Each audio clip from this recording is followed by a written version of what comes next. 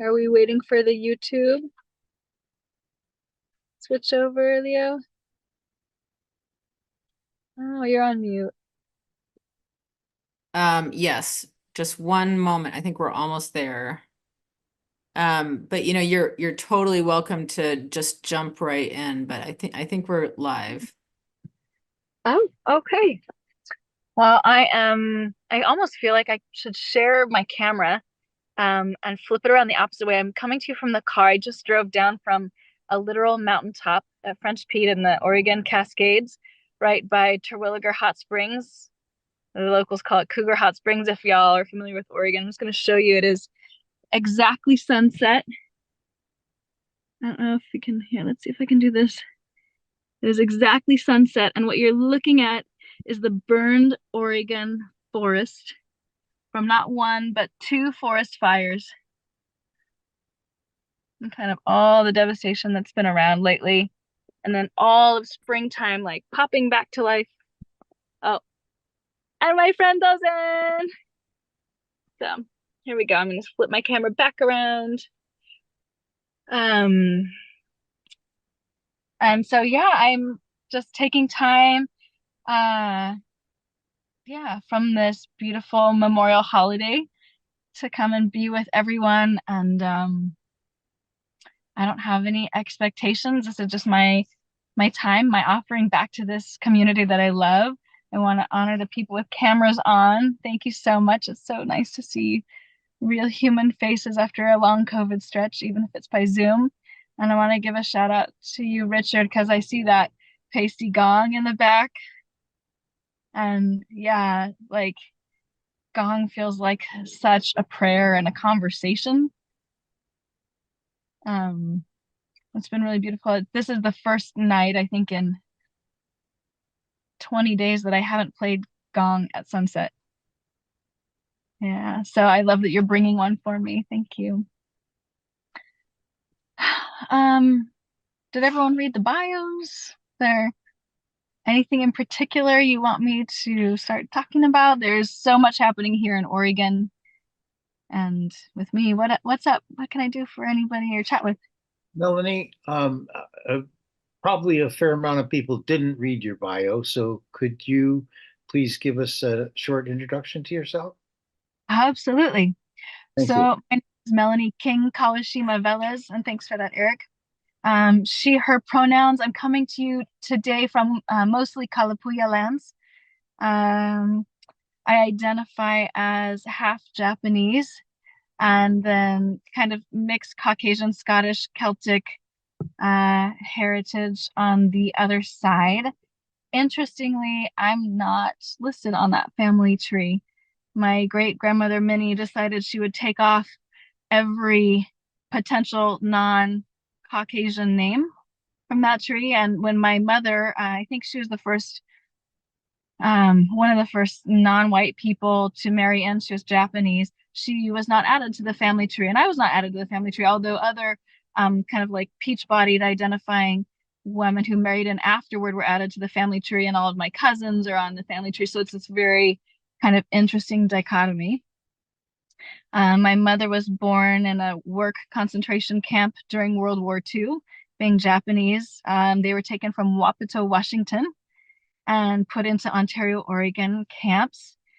Um, and when the gates were open, then the war was done. They were still in there. I think they kept them in like another 2 years or something like that before they released the intern Japanese. And my grandmother said, "Well, where's the bus back to Wapato?" And they said, "There's no bus back to Wapato, lady. You're an Oregonian now." And so they kind of, did their best with what was happening, and a lot of the cultural practices and religious practices that were so important to them were taken. I have this I don't have it with me, and I'd love to find it sometime, and y'all may have seen these as well.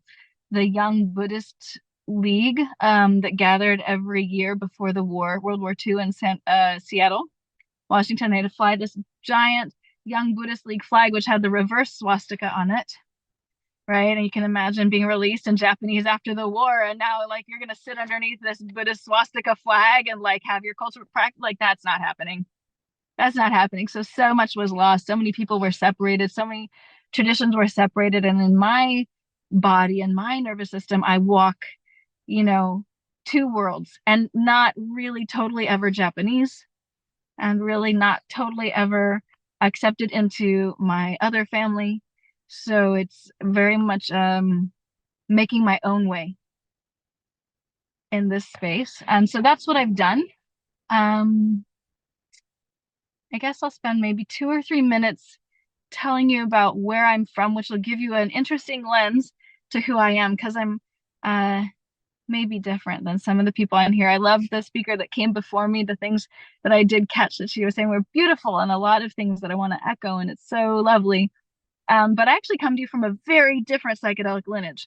So I'm coming to you, born and raised just outside Eugene, Oregon, home of the terminally hip, the Grateful Dead, the Merry Pranksters, Ken Kesey. We used to like run over his mailbox in high school so we could get a tour of the Magic Bus, if any of you are familiar with what that is, right? And so psychedelics were just like everywhere growing up.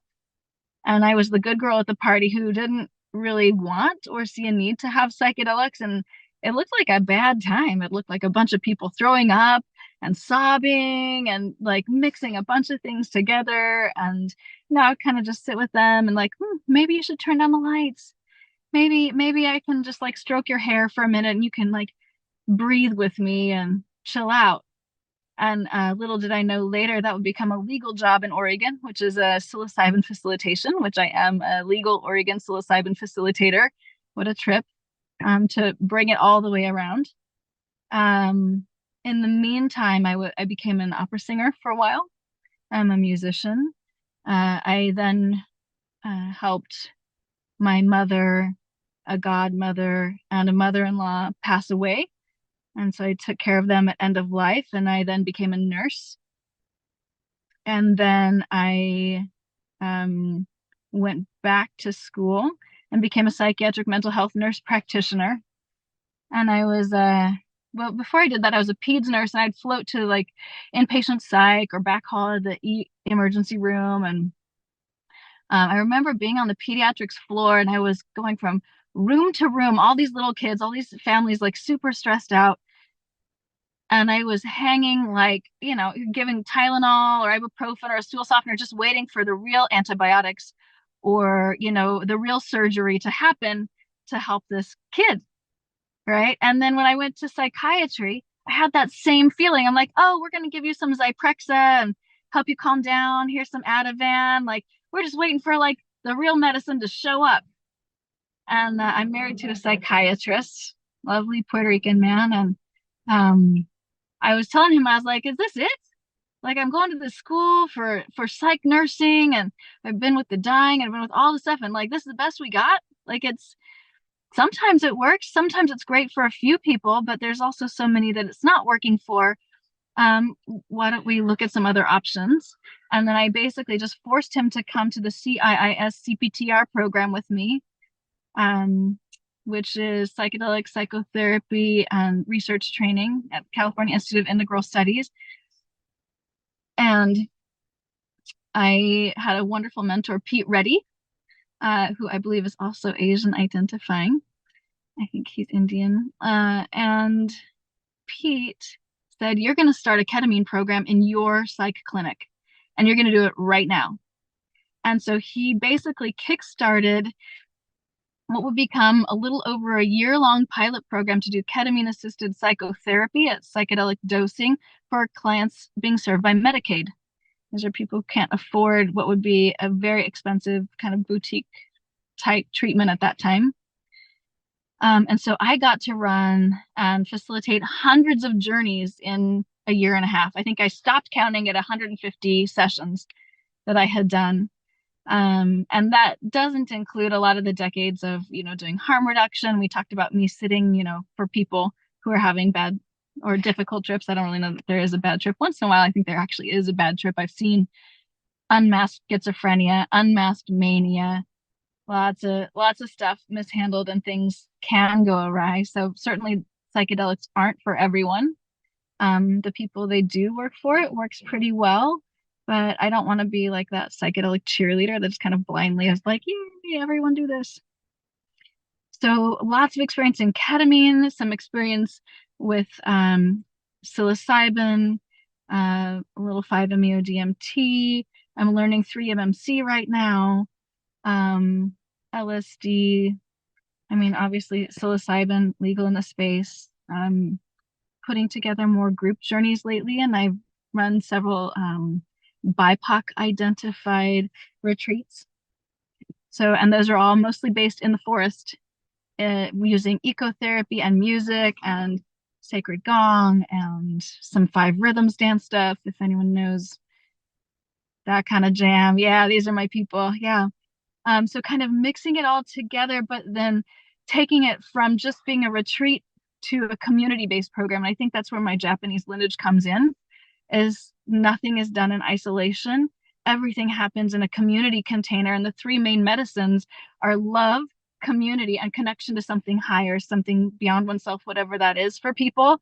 The main medicines are not Abilify, Zyprexa, psych meds, slow moving psychotherapy. They are gateways. They can help. They are really important. And sometimes even psychedelics are down on that tier. But then sometimes psychedelics are like the doorway medicines, right? So for me, doorway medicines to get you to that top, like love, caring, community connection is, nature, music, art, movement, whatever those, practices are. Poetry for me is huge. And psychedelics can be like that, certainly. But that's my hope with each patient I see, with each client I have, that they can swim in the 3 main medicines. And what that looks like is very different from a colonialist approach. I think colonialism really impacts the military, business, and modern medicine. I think modern medicine actually came from a military type lineage. And that doesn't seem to fit so great in modern psychiatry. And it really is like this hierarchical tabula rasa. And I think if we've learned anything in psychiatry, being this kind of blank slate as the client tells you all of the deep traumas and things happening, that's not really working out so great. It hasn't worked out great for decades. And I think if we could try to do something different, I would love, and that's basically what I'm doing now, is trying to use my Japanese, mixed Japanese lineage to bring community in a completely different way. So the people that come and sit with me in the medicine, right? Then we do integration. And part of that integration means that they're going back out into the community, into the wild, and spreading something to offer, whether that's a living art piece, playing a piece of music at the Saturday market, farmer's market, just sharing time with another person, their improved ability to attune, being able to take that back to their family and attune it to parenting in a different way. Whatever those things are, those offerings, rolling it forward, right? Much less like kind of this, I go to I've had a lot of clients who would come to me and they would be like, well, I'm doing this retreat for me. I don't want to do community service after that. And, my thing to them is that's sometimes not how it works, right? Nothing is really truly in isolation. So give it a try. If you don't want to, you don't have to, but try and see if you change your mind, and change a lot of people's minds and hearts. So that's the perspective, the lens that I'm coming from. I treat a lot of addiction medicine, right? People in deep, deep addiction, and sometimes even addiction to ketamine, addiction to other psychedelics, right? Which is rare and sad, but it can happen. I also do something very unusual and very controversial. I treat minor attracted persons, is the name for it, formerly known as pedophilic disorder, with psychedelic therapy, right? And not necessarily in like a conversion type way, but in line with what the patient wants to do, what the client wants to do, to kind of shift their perspective, their self-love, their understanding, things that will help them feel safe, help them move forward, right? So very kind of unusual applications, but all rooted from the same place of love. And the last thing I should say is that I am a legal Oregon psilocybin facilitator, and I have been so blessed to work with many Asian women mostly coming, and I have a wonderful male Asian co-facilitator, Seishiro Hokatsuno, who is a Japanese immigrant and a wonderful acupuncturist and strain counterstrain teacher, and really being able to do beautiful and unusual things before and after the journey with the body. Right? There's a whole culture, at least around me in Oregon, of intuitive body workers. And what I mean by that is like not even necessarily under the medicine, maybe before or after the medicine, we might do cold plunge, hot tub, cold plunge, hot tub, cold plunge, hot tub, and then throw that person on a massage table and do like some deep tissue work, or maybe even some Esalen long stroke massage, or whatever those things are, and really get in and talking to the person, but also putting tuning forks on the body, playing sacred gong to open spirit world, whatever those things are that are right in the moment for that person as it comes up, and allowing whatever is coming up and working through that somatic stuff, pulling a grief ball out of your throat, pulling the lack of support and isolation out of the lower back, right? Pulling childhood trauma out of the twitching leg muscles. Yeah, thank you. Terran Tower Vibration Medicine. So wonderful. So many different things can happen in that space. And that's not even with the medicine. Like I said, I know we're like in this Asian voices of psychedelic medicine, but psychedelics are just such one small gateway into this. So Oregon doesn't allow us to touch our clients other than hands, shoulders, feet, and to give a hug, which is a very broad-based thing and very hard to kind of quantify what is a hug. And Oregon is full of ambiguity right now. And I respect those. And it's all client-driven and client-led, which I think is really beautiful. But I still get to bring some of my cultural perspective, some of the music, and then before and afterward, if they're doing body work as preparation before they start their journey, afterward, after they're done completing all the stuff for their journey, then that can be really important and beautiful. So yeah, I guess I just wonder if there's any questions. I should probably check the chat, right? How is this all resonating? Is this what y'all thought this talk would be about? Yeah. Okay, let me back on up. Okay, I introduced myself. Yes, absolutely. Anyone who wants to stay in touch, you can find me at kawashimavelez.com. And at the bottom is my personal cell phone number and my personal email. That's, and I can type it in the chat, KAWASHIMAVELEZ.com.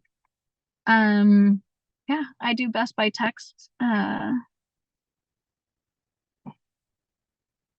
We'd like to match seekers to more Asian facilitators. She created asianguides.org. It's a wonderful place to find facilitators. I think I'm on there. Do I take on interns of Japanese descent so they can learn from me? Oh yeah, tons of people want to come and shadow. A lot of different Asians, mostly women, have come so far, all different walks of life.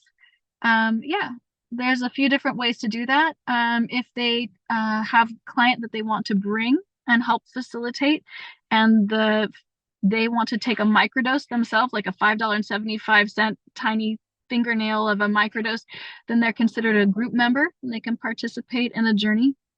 And other than that, yes, I have done a lot of shadow work for ketamine assisted therapy, both individual and groups. And those have been really wonderful and rewarding. Happy to do that. I am putting together this fall group facilitation, probably in concert with Tal Sharabi of Inner Trek. Let's see. Sorry, I'm trying to do two things at once here.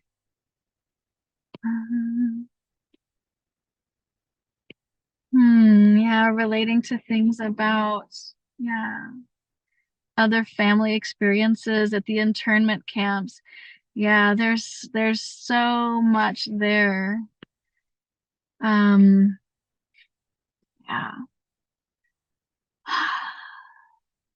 I think one of the things, there's two things that I have to talk about.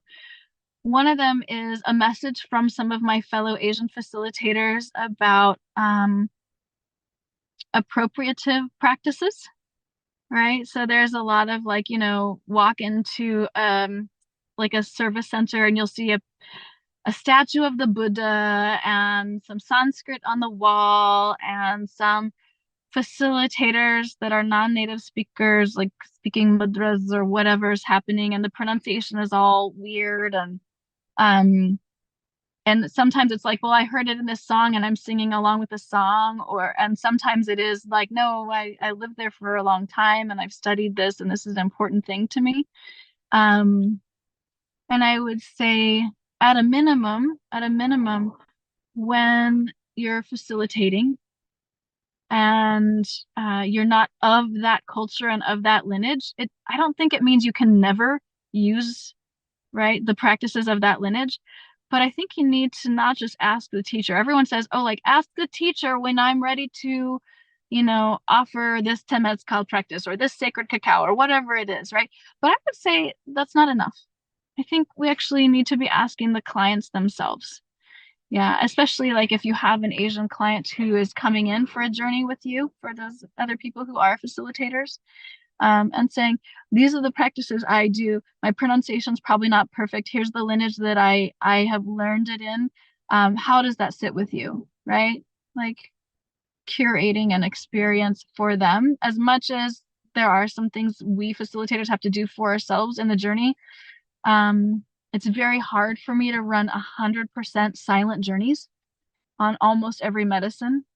I need the music and the rhythm to kind of push and move me and pace me through the journey. But I also respect clients who really want to have silence, really need that silence. So it's something to talk about. And rather than like, I'm picking all of these, specific gong songs that I really like because they're the lineage of my teacher. So that's one thing that I promised my community I would at least talk about and touch on, is just thinking about using certain Asian practices with reverence, honor, respect, and true understanding and study. And that being said, like I will readily admit that when I go and talk to people that I would consider Japanese masters, right, the dedicated minimum practice is like 11 years, and I'm a mother of 3 daughters, and I'm a wife. I am a psych prescriber. I am a ketamine therapist. I am in the trenches every day doing as much as I can humanly do to transmute my privilege in life to expanding psychedelic access for those who can't afford it. I don't have 11 years before I'm allowed to do X, Y, or Z. And also, I'm never going to totally fit into the culture, right? I wasn't born in Japan. I wasn't raised in that culture. I am only half Japanese, and some of my family like to remind me about that a lot. So, in a way, I have to, and this is the second part of what I wanted to talk about, make practices that are non-appropriative, but that are my own. Every day I live in this mixed up body. I'll never be perfectly in one lineage or another lineage. I have to find a way that's non-appropriative to move forward. So things like sacred Japanese salt ceremony, which is free to every person. I teach every single student. I recently taught at the CIS program. Also, I teach at Subtle Winds. And it's so maddening as a student to learn about all these wonderful, beautiful, sacred lineages and then be told you can't use any of this. You can't do any of this. And I'm like, listen, the Oregon psilocybin stuff is happening now, whether you like it or not. Give us some tools that are okay to use. Give us some understanding. So salt is your homeostatic birthright, each one of you, each one of us, right? And it's one of many, many practices. And I think almost every culture has some kind of sacred salt practice, either protection or cleansing or removing spirits, right? And as someone who actually had what we would consider a spirit possession, I thought it was a spiritual emergence, but I've been corrected and told it was a spiritual possession within the last year that I think thankfully has cleared. I've really had to come to terms with what are the practices we each can use? How do we claim them in a non-appropriative way, but move forward? Like this, psychedelics are going to continue to happen, and they're rolling out here in the Western world so fast. I'm curious about what the practices are of the people here. What's important to you all here, and if anyone has ever felt like that it's hard to know what they can use or can't use.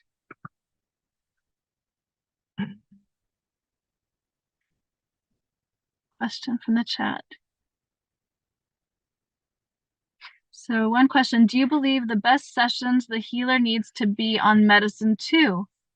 Well, like I said, for me at least, there are many doorways to the sacred medicines, community, connection, caring, right? It doesn't have to be microdosing a mushroom with your client. There are clients I know who will even have like the 5-MeO with their client. That is not the skill level that I have right now. And I think everyone's training is a little different.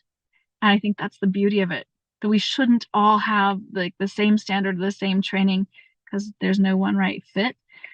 So does the healer need to be on medicine too? No, not necessarily. Should the healer know what it's like to be in some of those spaces? Yeah, I mean, it's really hard to guide someone up a mountain that you've never seen before. Do you think some of these excessive psychonauts are allowing demonic possession through portals they don't understand? Oh, that's a really great question. I had an experience once playing gong. And I have to admit, like I would say I'm not in my infancy anymore, but I'm probably in my toddlerhood of learning gong. And I was playing gong as a trained musician, right? As I was an opera singer and a pianist before. And I was like, oh yeah, I can totally play this gong. And I read all of Yogi Bhajan's work and started practicing and kind of having conversations and prayers with the gong. But that was with me. And then I was in a session, and I think I accidentally opened up a portal to the spirit world with the gong. Like before the medicine even showed up, like just with the gong, I opened it up. So 100%, it's totally possible to do that, not even just with psychedelics, right? So now I'm in the process of like testing out different shamanic gong teachers and trying to find them. By the way, if anyone here has a really wonderful shamanic gong teacher, not just a gong teacher, I know how to play gong a little bit, but really dealing with the shamanistic aspects of that. The gong opens up so like the fact that you're here, Richard, is just like you get it.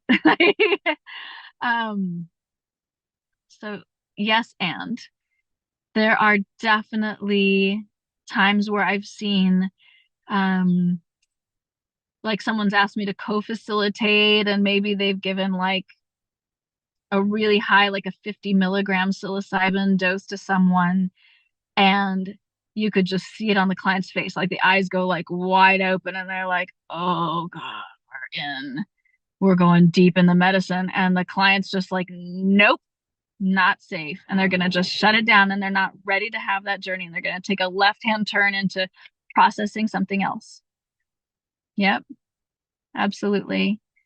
And I will say, I have a great amount of respect for this particular person, who is a very famous person who led a holotropic breathwork retreat that I went to in Boston.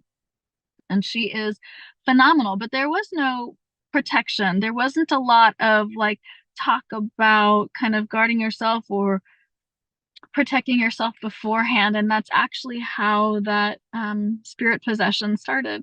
I went to a breathwork session, and I had, seen an old friend the night before. And as I'm breathing, I'm like smelling dirty diapers. And I was like to my facilitator, I said, take off your shoes. You stepped in poop on the way here.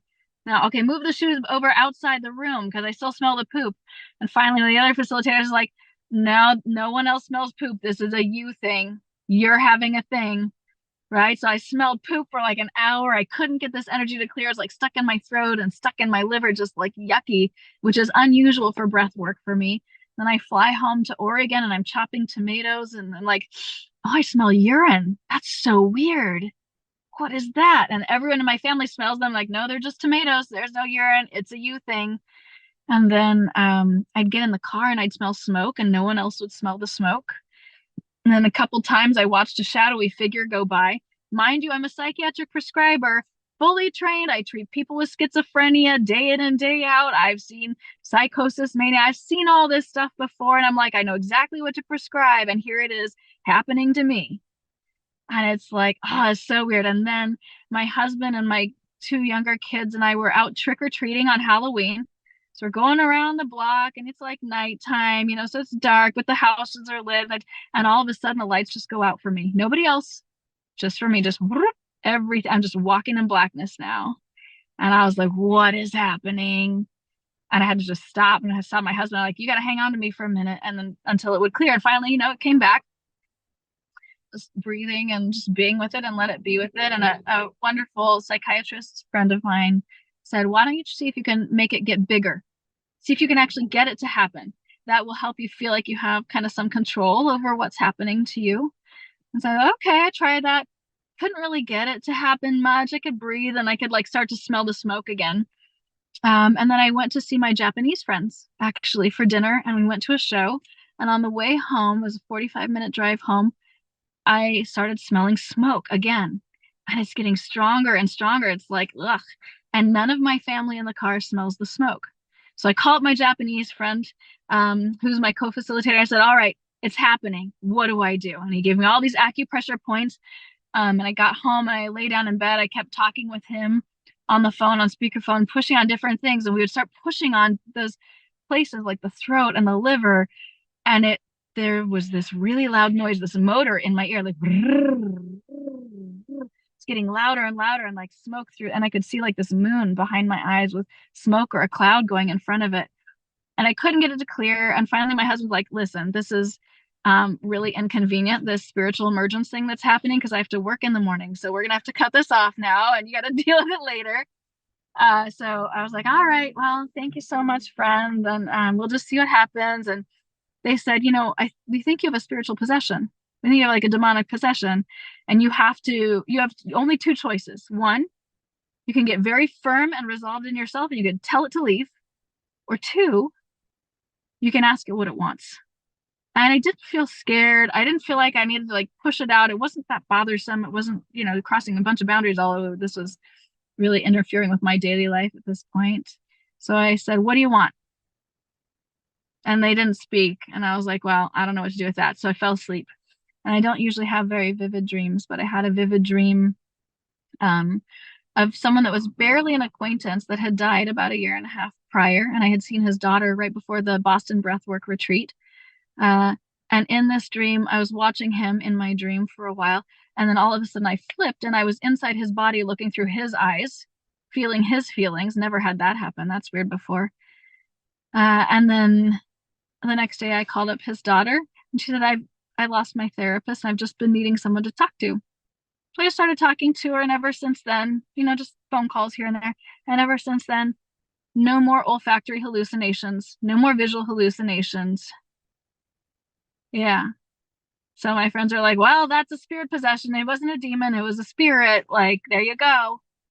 And by the way, like, they didn't do any of the protective stuff at breathwork that you should have done. You need 8 little bowls of salt in the 4 cardinal directions and 4 intercardinal directions. And, if you feel a spirit coming on, put a piece of salt on your tongue. And, like all of the cultural practices that we do, salt cleansing, which is very common, especially I think in Shintoism, but across Japan, when you go visit the grave sites or funerals, before you enter your home, you throw salt across your shoulders and the nape of your neck, maybe a little on your back, to kind of release any spirits that might be clinging onto the back. So Haigore and on the real practices. So yeah. Yeah, I do believe that we can open portals. We can absolutely have spirit stuff now. If you had asked me that at the beginning of my psychiatry training, I would have been like, my grandmother talked to a ghost once, but no. Nope. And you're going to get the Zyprexa, friend. Have a nice day on the inpatient psych unit. Now I'm like, oh, yeah. Let's see what the chat's doing here. I feel like I'm just rambling on random stories that maybe nobody cares about.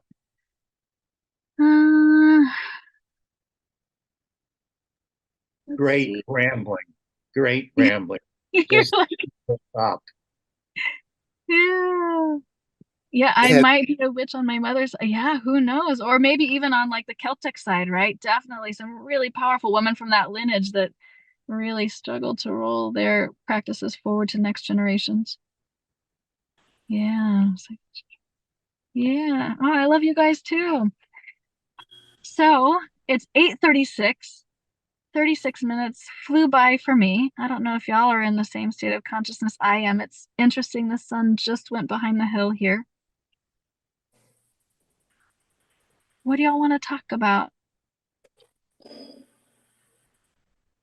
have you played your gongs with hospice patients?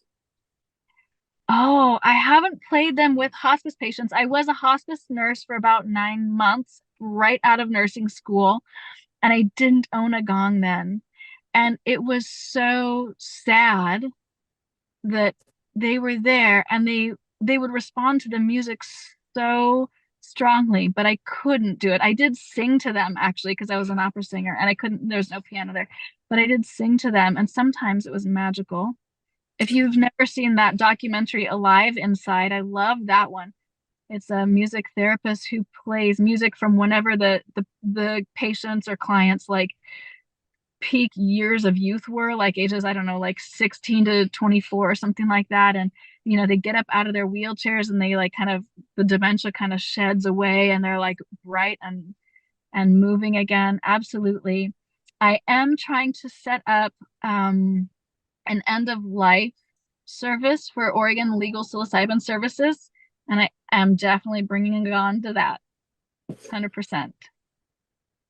The people I've played for often have had visitation experiences with deceased relatives, and it just takes away the fear of crossing over so quickly. Yeah, I would love to talk to you more about that because what I'm finding is that gongs specifically more than other instruments. I don't know why. I don't totally understand it yet. I don't pretend to be some gong expert. Um, but it brings the ancestors or it opens the spirit world. I don't understand exactly how it does that or why, but that's one of the reasons I'm looking for a shamanic gong teacher because it would be very, very damaging and irresponsible of me to go willy-nilly gonging around and opening up all these portals and having ancestors show up and maybe clinging on and they don't know about salt practices or any of the protection ways, right? So I now when I play gong, I always have to offer some kind of protection to them, whether it's, a group training that I did recently and we're putting salt in all of the directions and offering salt to people who want it, or right, telling them that they need to be ready to engage their self practices. By the way, I'm going to play this gong. It looks like this pretty musical instrument, but actually, a whole thing might happen. And you need to consent to that. And so few people have consent practices around breath work or music playing and stuff like that. What else? I I did what I did with these working in hospitals initially, so that's how I learned to play as far away from any traditional or metaphysical practices as you could get. Yeah. This was in Southeast Texas, back at starting in the 80s. So yeah, it was. I couldn't talk. It's important to, if you want to do this sort of thing in a hospital. There, it's more important to know what not to say than it is to claim anything. Mm-hmm. Mhm. Mm-hmm. Uh, Yeah. a question also: do you know EMDR? You familiar with that modality? I'm familiar with EMDR. I don't do EMDR. I think it can be really helpful for some people. For a lot of the clients I've had or patients I've had who have had it, it can be like a circle around something, right? Like a nervous system can kind of circle around something, right? And I'm more interested in doing other practices, like Huh? loaning my nervous system to somebody, right? When they're like maybe having a psychedelic or just having a really hard time, right? And I might be right there and present with them and like, and I can take on their nervous system and I can make my sound so big that they can wrap their sound inside me, right? Like Okay. a, for example, they need to release, they need to do a thing, they need to do a thing, and I'm going to make my voice big. They could put. their voice inside my voice, or they can put their nervous system inside what's happening for me, and I can help bring them back down. Well, I would love for us to chat some more. Oh yeah, well, you got my website now and my email and my personal text number on the bottom. I'm on Signal. Texting is great. Yeah, We'll be in touch. thank you. That's wonderful. Um, yeah, there's so much I could talk about. What do you think, Eric? What should we talk about? Well, I was just going to put in an unsolicited testimonial to my teacher, Mm, Richard. Um, uh, he has taught me so much about sound, and about EMDR. hmm. And I think if you're looking for a shamanic gong master, I'm not sure that the exact qualifications are there, but you could not do any better, I think, than learning from Richard. So, Oh, that's a wonderful endorsement. I love that. Thank you, Eric. yeah, That's he's so one of my sweet. favorite teachers right now. Yeah, absolutely.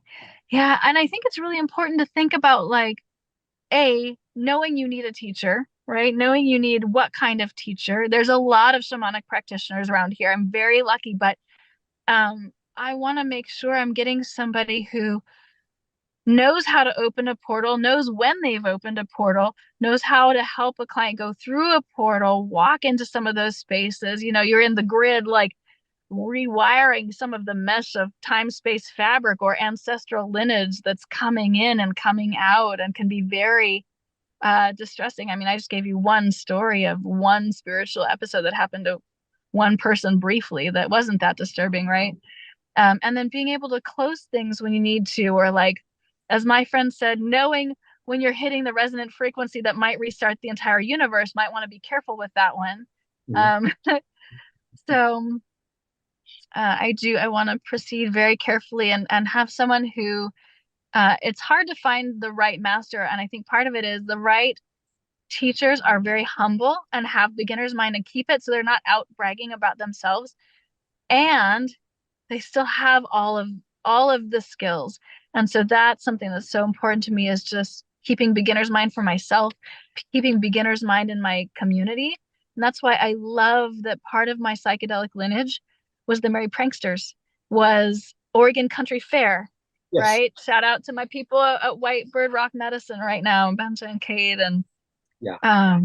yeah, I don't know if y'all ever come out there, but it is so different than Burning Man.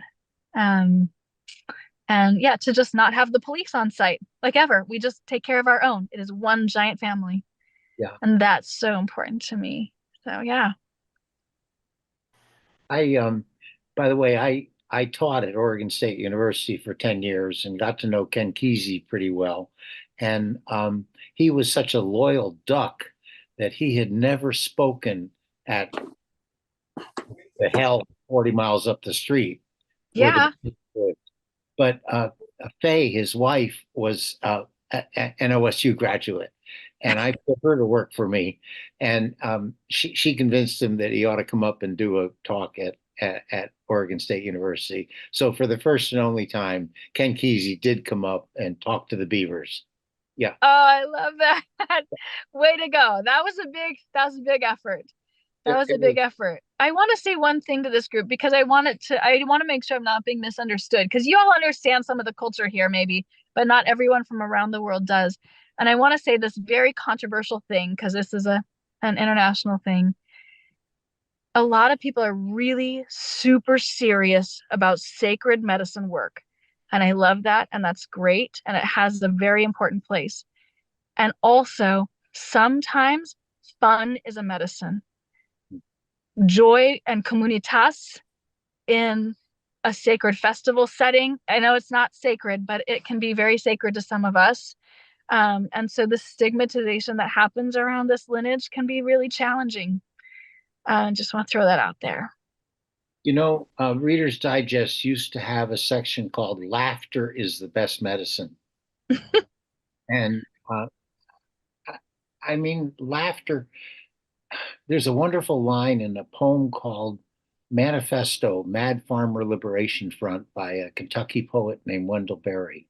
And the lines go, laugh. Laughter is immeasurable. Be joyful, though you have considered all the facts. Now that gets harder and harder to do, but there's where the trick is. Be joyful, though you have considered all the facts. I hope you put that author and the title of that in the chat. That's wonderful. Be happy to. Yeah, I think I think our last, if I heard it correctly, our last speaker was working with Shipibo lineage, Yep. which was very serious and ceremonial and lovely in its own way. And I haven't sat with Shipibo, so I don't know entirely. I have sat with the Huni Queen, and it was so much freer and about joy. And I think we each know what our nervous system needs. And I hope that each person here finds the autonomy and the freedom and the self-empowerment to know what their nervous system needs and to sit in or to walk away from a journey as needed. That's something we don't talk about a lot. Mm-hmm.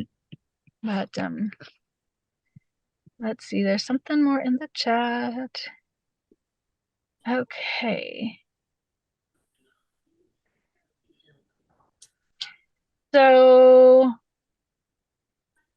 let's see, talking about how to choose an Asian facilitator, incubating Asian Psychedelic Unconference in the Bay Area. That'll be fun. I'd love to go down to that.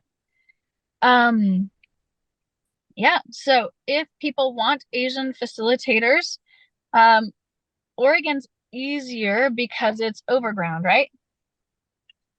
Psilocybin, ketamine, sadly, we had decriminalization of all substances, and that's getting reversed September 1st. So some people who have stepped kind of into gray ground, somewhere between under and over, that may go back much more deeply into the underground, will probably do so as of September 1st. But for now, what I'd say is there are a network of people. So you have one person who's legal right here in front of you. I'm happy to connect you to other Asian facilitators. They're all over the world. They do exist. I even recently heard about an LSD community in Japan. And I think what they end up doing is they test new molecules that are not yet illegal in their circles that are very similar.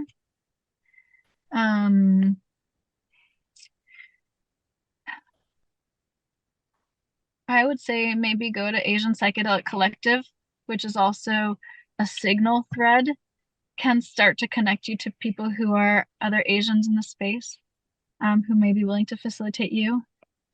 Let's see here. Somebody wants me to talk more about minor attracted persons that I work with. Is it usually trauma in the childhood, or what is attributing to their disorder? Yeah. So, in my own personal experience, very small sample size, this is just one provider, and maybe up to half of the people have very clear-cut childhood trauma, sexual in nature, before they become a minor attracted person. The most recent individual that I've been working with ketamine therapy, who was given permission to talk about his case in a de-identified way. He's already served his time for what happened. It's not clear. There's missing chunks of childhood memory. There are signs that would tell you over-sexualized from a very young age that might make you think that there was some kind of sexual foul play.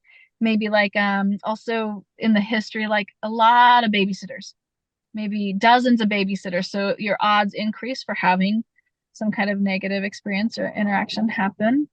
But I want to say there's a stigma that's tremendous around minor attracted persons.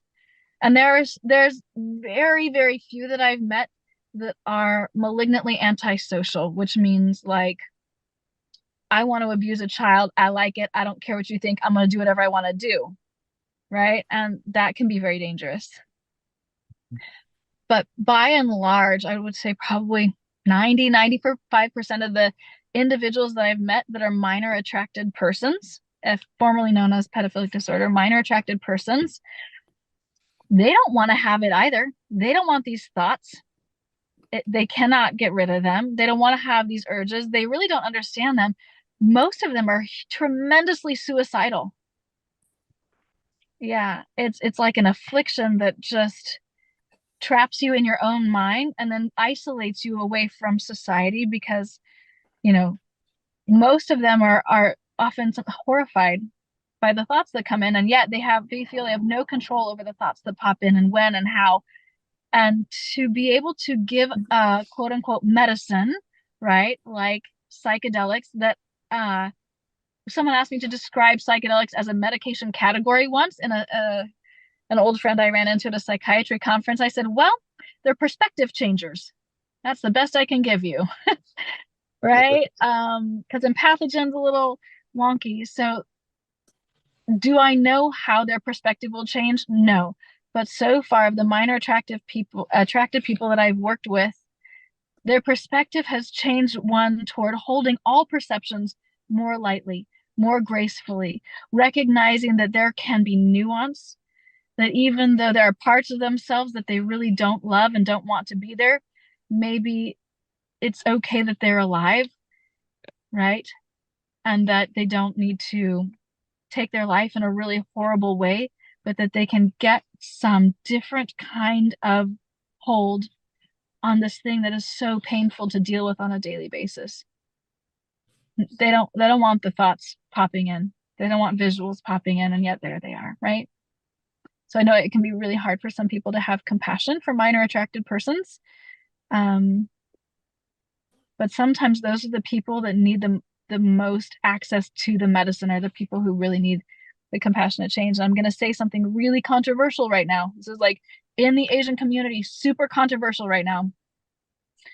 There was a complaint that I heard that MDMA therapy was going to be given to Jewish people, and there was far less access to Palestinian people in the conflict. Do I believe in equal access? Do I believe in maximizing access? Yes, that is the path I walk every day.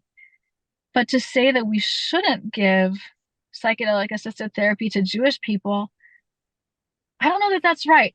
Man, the perspective I have in this mixed up body that I have is that, geez, I really wish someone would have given MDMA therapy to the people who incarcerated my mother and my grandparents.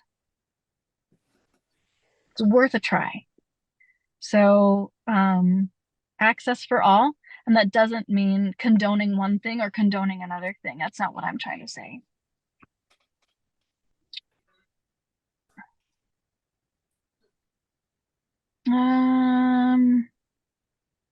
Do you have any thoughts on Germany decriminalizing child? Message got cut off.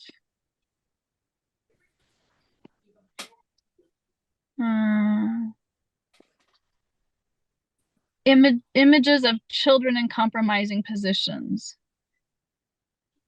Do I have thoughts on images, whether those should be criminalized or not? That I might not be understanding the question. It kind of got cut off in the middle. But oh, I'm not aware that Germany is decriminalizing certain types of images around children. I probably don't think I can speak to that in the 6 minutes I have left on this particular topic because I just found out about it. But yeah, I think everyone has a different degree of compassion, and each person needs to act within their degree of compassion, right? I'm one person, and I don't know that my opinion actually matters that much, right? Opinions are like a-holes of the old comment. I think what really matters is the connection, the individual connection. I really don't facilitate people in legal ketamine or psilocybin or anything else where I don't feel like I can hold unconditional positive regard for them, right? I actually probably turn away 75 to 80% of people who ask me for a journey. And it's not that there's anything wrong with them or anything wrong with me, but you have to be able to have that rapport. And if you don't, and by the way, I do 3 90-minute prep sessions. That's the minimum. 3 90-minute prep sessions. One of my mentors says she does minimum 6 hours of prep on each client before they have psychedelic facilitation, right? And that's not to mention the integration piece. Can you talk about what that entails? What preparation entails? Mm-hmm. Yeah, I mean, so many people are like, oh, set and setting. I actually don't do that. I actually do kind of this thing of like personal skill testing, right? Can this person have compassionate self-reflection? Or am I just giving them a psychedelic trip where they're just gonna like have a realization that's like a giant hammer and they just beat themselves on the head with it? That's not helpful, right? I want to know that what they have, they're going to be able to use it and turn toward themselves with love. And if they can't do that, then we're going to work on some of the skills that get them to that before I can work with them. I need to know kind of that if they have trauma and kind of how they're dealing with their trauma and what their support is. And we actually talk about the support container being much greater than just the facilitator, right? It's your family, it's your childcare situation, right? I used to be a single mom on food stamps, so I have a lot of perspective about what is a safe container. I work with women who are actively in relationships of domestic violence, right? And it's like, how do you do psychedelic psychotherapy when there's active domestic violence, right? And there are reasons why you might actually want to do it, right? And knowing that they're going into that. So we talk about a whole array of skills. We talk about like this. I think everybody knows the concept of the psychedelic bends, right? You've been depressed a long time. You haven't been able to do much in your life. You have the psychedelic trip. You might feel a lot better very quickly. That doesn't mean you should return to a full-time job plus, a hobby plus all of these meetings or anything like that. So going very slowly, making decisions slowly. There's a thing called the psycho-spiritual garbage pail. I don't know if people are familiar with that one, but basically it's like a metaphor of trauma. If you are familiar with the diaper genie invention, you take all these dirty diapers and you stuff it into a plastic tube in this canister, right? And you put the lid on, right? And the psychedelics can like pop the lid off of sometimes, right? Like the ego kind of goes offline, and then this is what everyone's afraid of could happen. Sometimes it does happen in Journey, and all these old trauma dirty diapers start flying out, and you don't have any kind of system or any kind of understanding of like how to deal with and process those dirty diapers, right? So we talked about like me loaning nervous system to them. That's just one way. There are many ways. We talked about, another thing we talked about today was intuitive body work, right? That's just another way, right? There's a whole bunch of different ways that people can kind of deal with and parcel out their trauma, because otherwise they can get very overloaded. And that means they're more likely to get worse instead of better. So those are the kinds of things. I realize we have 2 minutes left. Did you do much preparation on the physical side? Yeah, so I actually don't believe in strict dieta. My grandmother, when she got out of the internment camp, she was Buddhist going in. She came out, she tried to kind of like blend into the culture. So she tried to convert to, I think it was either Lutheran or Methodist for a little while. It just didn't work for her. So she ended up going back to just Buddhism. And then my mother converted to Christianity. So every Sunday, it was like, oh, your grandma's going to hell. And then I'd go home and there'd be the most peaceful little Japanese woman sweeping the porch. And it just didn't make any sense to me. And so we talk a lot about, oh my gosh, is it really 8:59? It's 8:59. Say your question one more time, Richard. Let me see if I can make it a shorter answer. My question was more about, do you have people doing anything on a mind, body, physical, like yoga? So like all of those kinds of prescriptive stuff, I have a whole menu for them, and I have a list of providers that provide a lot of that stuff, but I don't actually tell them to do anything. And I don't think that self-flagellation or like kind of Christian guilt no knock on Christians. I think I still am a Christian. But I don't think you have to earn the right to be in psychedelic space or to be in communion with the medicine or spirit, which is different than a lot of other cultures. So, all right. It's 9 o'clock. That was just a wild talk. It's probably because I just came off a mountain and now I'm going to go drive right back up a mountain. It was Um, brilliant. I don't know about that, but I'm just so delighted to be here. And thank you for having me. And to all of our friends around the world, I know you can feel so alone and isolated sometimes. And I'm over here in the sunshine, so grateful in a state of decriminalization right now. And you're not alone. We think of you. We love you. We are reaching out and we're right here. All right, we'll see you. Take care. Thank you, Melanie. Thank you. Thank you so much. That was really so beautiful. Nikki Wong is our next presenter, and Nikki, the floor is yours. Take it away. Hi, everyone. I'm wondering, Leo, could you let me into the waiting room? I'm also trying to log on from my computer, and I think it might be a little bit better for me to like navigate through the chat and all that stuff if I'm also let in there. Eric, can you see her? Because I can't see her. Do you see her in the waiting room? No. No. It's fine then. Yeah. I'll work with the computer phone situation. But yeah, thank you so much. It's been such a pleasure to listen to you all. And those that I did catch, and Melanie, really appreciated your talk as well. I think for me, I'll start kind of with a little intro too. And what I'm really curious about really is these kind of spiritual awakening experiences that, you know, I feel like we probably have all had in the medicine space, or in, you know, moments of deep meditation, and even just in glimpses through dreams, and through moments of deep suffering, honestly, when we can truly let go and kind of let ourselves open into that other realm. I think that there's so much profound guidance really on all realms, kind of from all sides.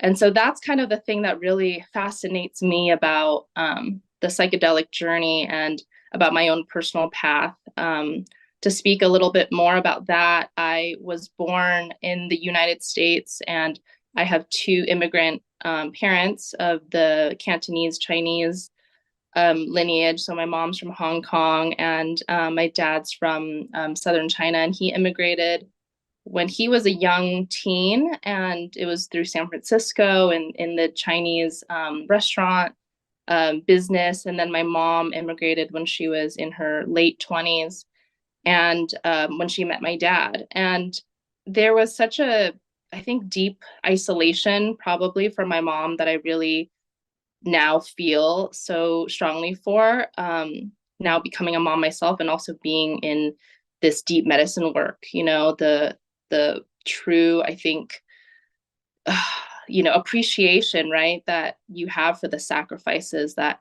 your parents go through. And I think this is not just a uniquely Asian experience, but I think very much so a part of the Asian experience is this deep in our bones understanding of this meaning of sacrifice that, you know, at times I think as a child is almost overwhelming, and leads to a sense of separation, at least for me, you know, because I didn't want to burden, you know, my parents in some ways, as a third culture kid, as a child who, you know, had one family culture and then an outside culture. And I didn't really feel like I was able to bridge the two, because I didn't want to worry, you know, my mom with what I was experiencing in the outside culture, and the things I was getting into, psychedelics being one of them, and, you know, dating, just so many things that were not maybe what they understood or approved of. And then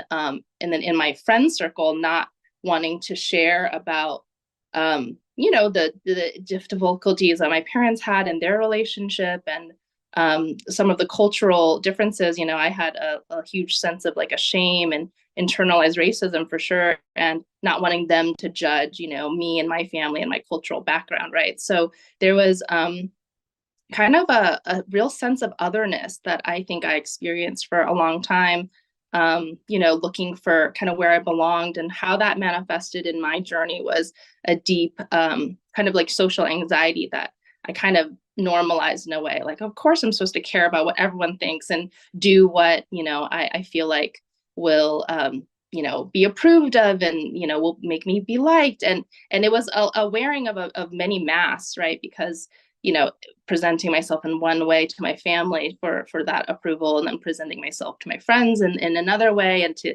school. And so, there was just definitely this, real sense of like dramaturgy going on, but that led to a real disconnection, right, from my own self. And so, I think when I finally embarked on this personal development journey, it started with meditation. It started with really looking at my mind and all the craziness that, your mind leads you to, the stories, and then the sensations that get brought up, and then the reactions, and the ways that we feel like we're so completely, kind of pulled, on this leash by our overthinking mind. And so, I really attribute my first 10-day Vipassana to seeing that. And then, not only, being able to really see my mind in such a deep way for the very first time, and learning to be an observer of it, to learn how to let go too, in this profound way, where, during the last day of meditation, I was just in the room, and I was like, okay, I want to go deep. I want to drop into that space, the spaces that, felt really, like a yeah, psychedelic experience. Vipassana is great. Yeah. So I was like, I'm trying to shut everyone out, because, people were coughing, they adjust their seats, they're, kind of making creaky sounds, and they're like, clearing their throats. And, there's a sense of like, I need to like shut everyone out. Like, I'm trying to go in, I'm trying to go into my experience, right? Almost this, ego, right? Going, kind of raising its head, and wanting to shut everything out. And that worked for a little bit. Like, I was able to kind of block out, and I was like going in, I was like, okay, I'm feeling it. And then that stopped working, right? And of course the sounds came back, the annoyance, the frustration. And then I thought, well, what if I just, instead of closing in and kind of imagining this darkness trying to like surround me and blockade me, I actually opened up to the experience, and I really just, let myself just merge, right, with all of that. And I think that was the first time I really experienced for myself a deep sense of universal oneness, or unity, or, whatever you want to call it, where anytime someone coughed, I felt that cough as if it was my own throat being cleared. And, anytime someone, wiggled in their seat, I was like, okay, I'm being adjusted too.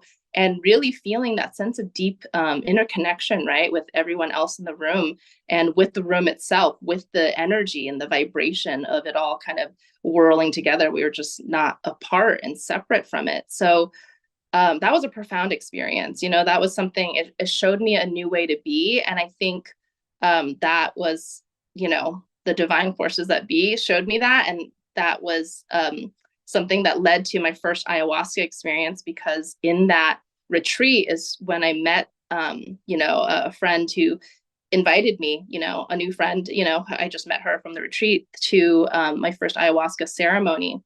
And in this weekend, I, was so cracked open from all sides, from this deep, 10-day silent meditation, where we're meditating for 10 hours a day.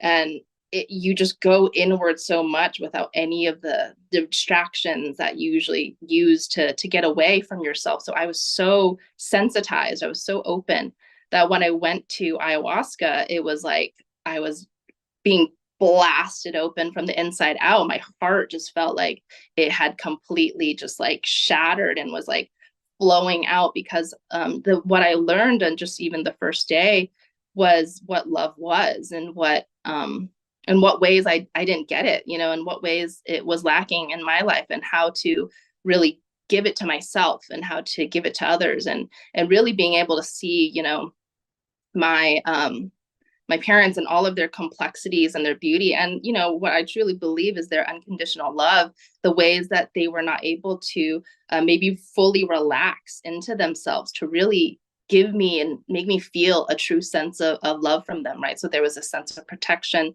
that I had, and I didn't share, all of myself with them, because I could sense there was a lack of real internal relaxation and calm that would have made me, really feel safe and feel loved in this way, that I could fully be myself, right? So it was like this weekend of just crying tears, and not in such always like a sobbing way, but my eyes would just literally water, the whole time. I think just being touched with all this beauty. And something that I think was really profound in me helping to understand my lineage, my Chinese heritage, was just the visions that I saw. It was so ornately Asian, and it was like these watercolors, right, that were kind of molding and melting into each other in these MC Escher-esque, ways, where it was metamorphosizing into other images, and it was just this profound beauty that I was in awe of, and felt so like so much gratitude and kind of indebtedness to. I was just crying in such gratitude for the grace of the beauty. And so it was a lot of things like that. It was just this real bursted open feeling. And the interesting thing that I found, from that, it was afterwards how isolated and lonely I felt, right? Like in one way, I was so healed. I had finally felt like I had gotten rid of, 80% of my anxiety. I was finally looking through my own eyes instead of, looking at through other people's eyes, is like, what should I be doing and how should I be acting, and, what should I be wearing or whatever. So there was such a freedom. There was such a real deep sense of like, wow, I'm floating on a cloud, but in some ways, really a lot of chaos, because the people then in my life that I love, what I was coming home to, the people who didn't share in that experience with me, even though, I did try to get my partner to at the time, it was kind of like, who are you? And what do you mean? Like, what are you talking about? And so there was this real disconnect, right? And I had to hold on to what I knew was true for me, despite no one else really believing me or understanding me, or there was a sense of mistrust even that would get raised because of this profound shift that I had, that they were like, I don't think so. Hell no. Whatever you say, Gandhi, was kind of like the way I was being treated at the time. And I had to somehow stay calm in that. There was this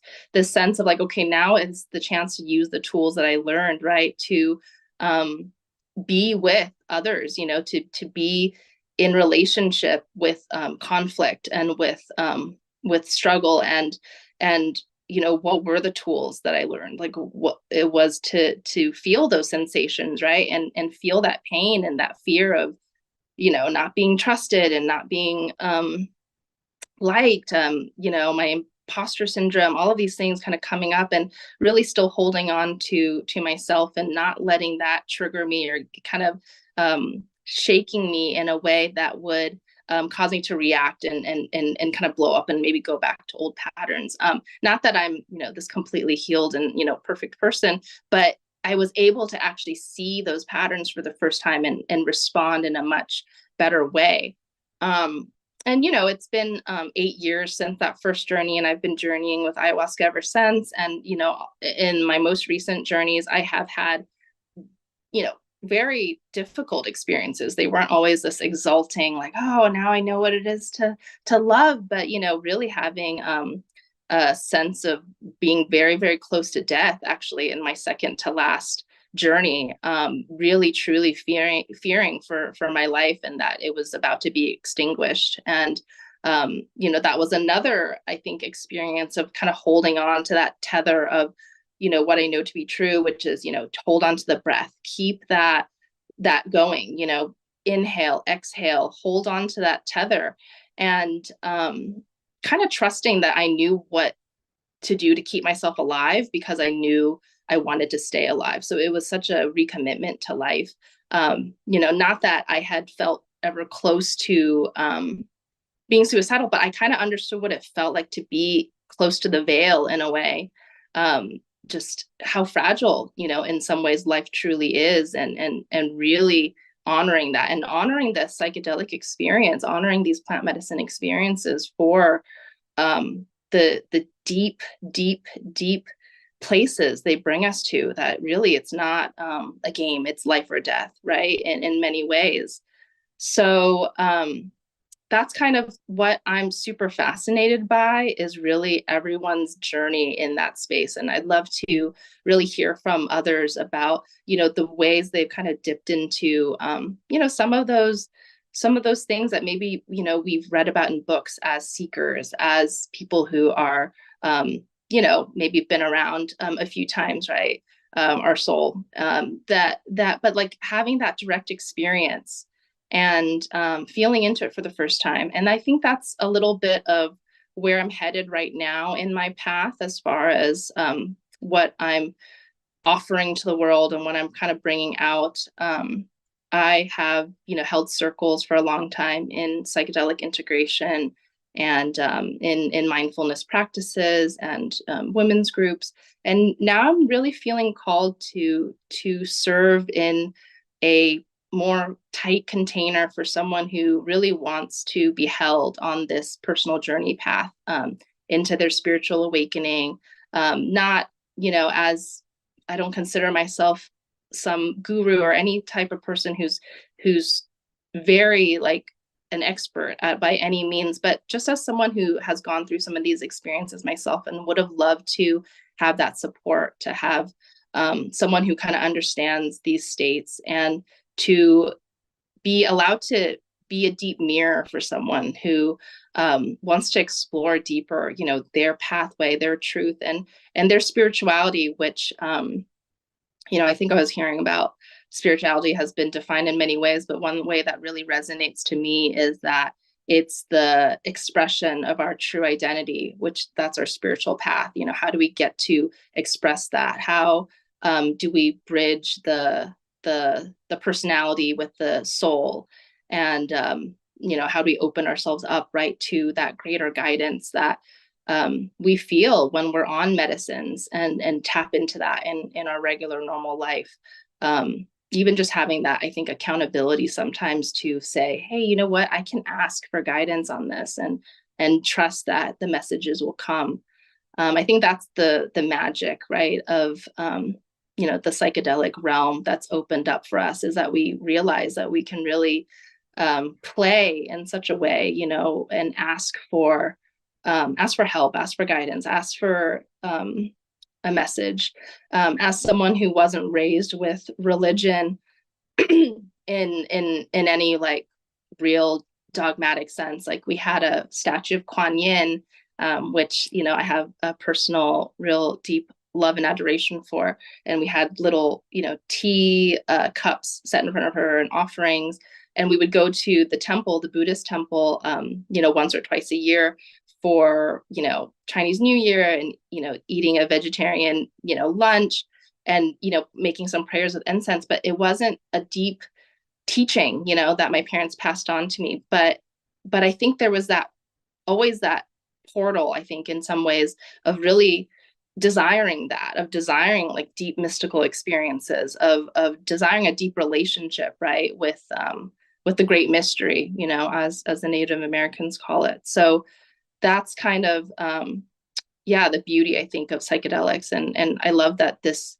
panel, this 24-hour panel, has been really talking a lot about spirits, and about all of this stuff, because these are things that we don't speak about in normal life. These are not topics that, at least for me, I have felt safe talking about, kind of felt judged. And there was this real deep sense, I'm sure many of you can understand and relate, of like intellectualism that was like, no, atheism is it, like, how could there be a God? It's not logical. There's so much that really shuts that part out, and in the culture has felt like it was looked down upon, or it was woo woo, so to have that safe container of the space to be able to speak about that is it's just super heartening, and it's really cool. So I don't know, I think, okay, so I spoke for 20 minutes now. I'd love to take some questions if people want to ask anything, and I'd be happy to share more as well if that comes up. Thank you.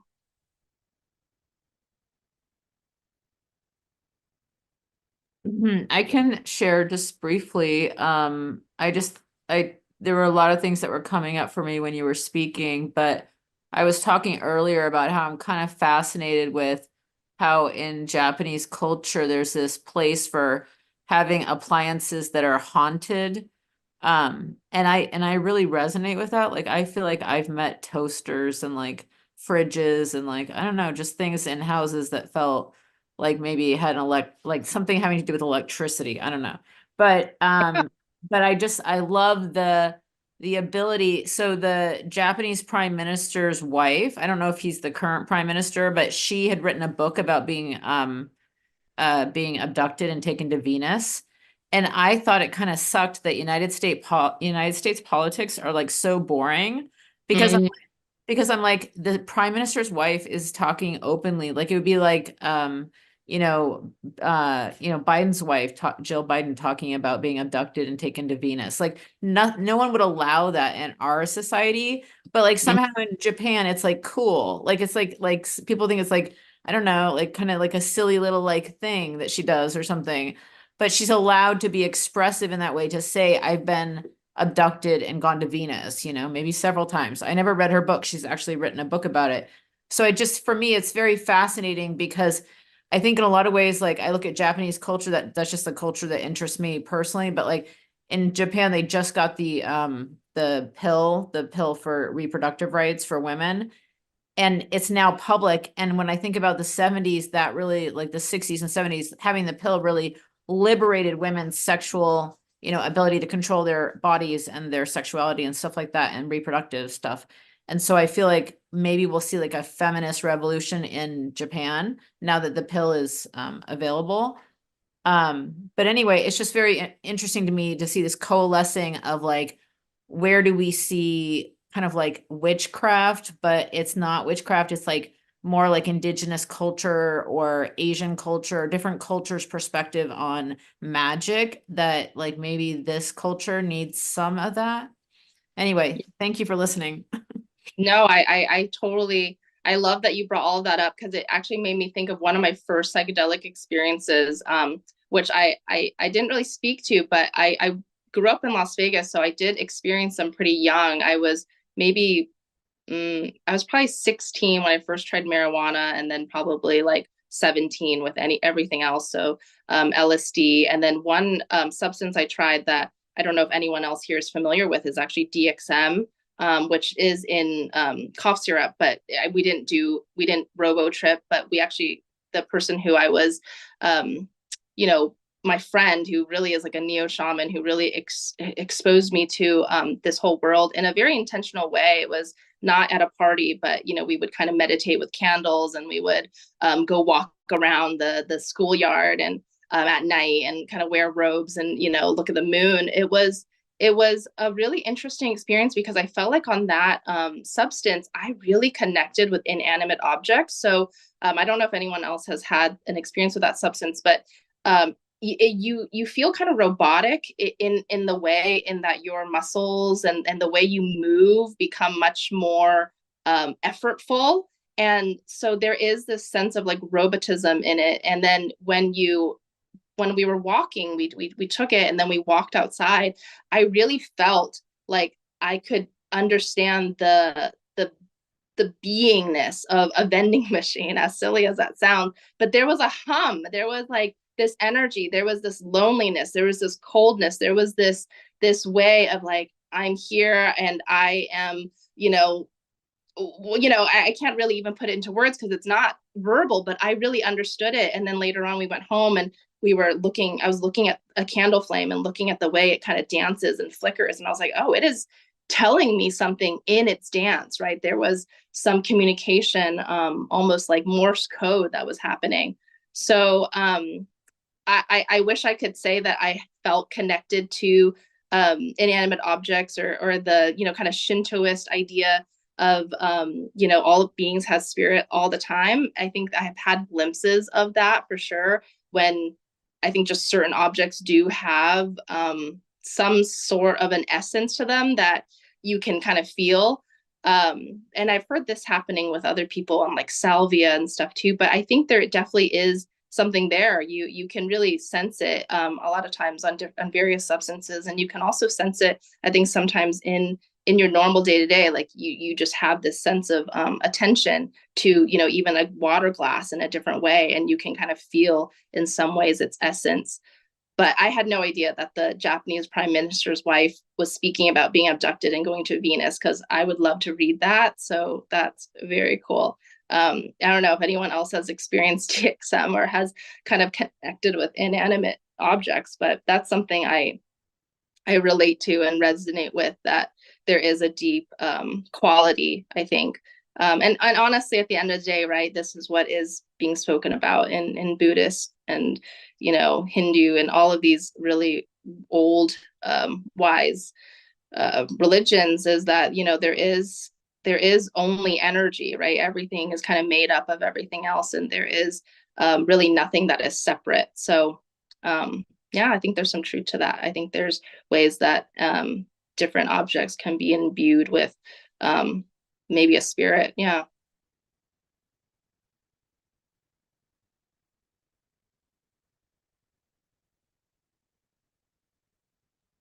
I have a question about DXM.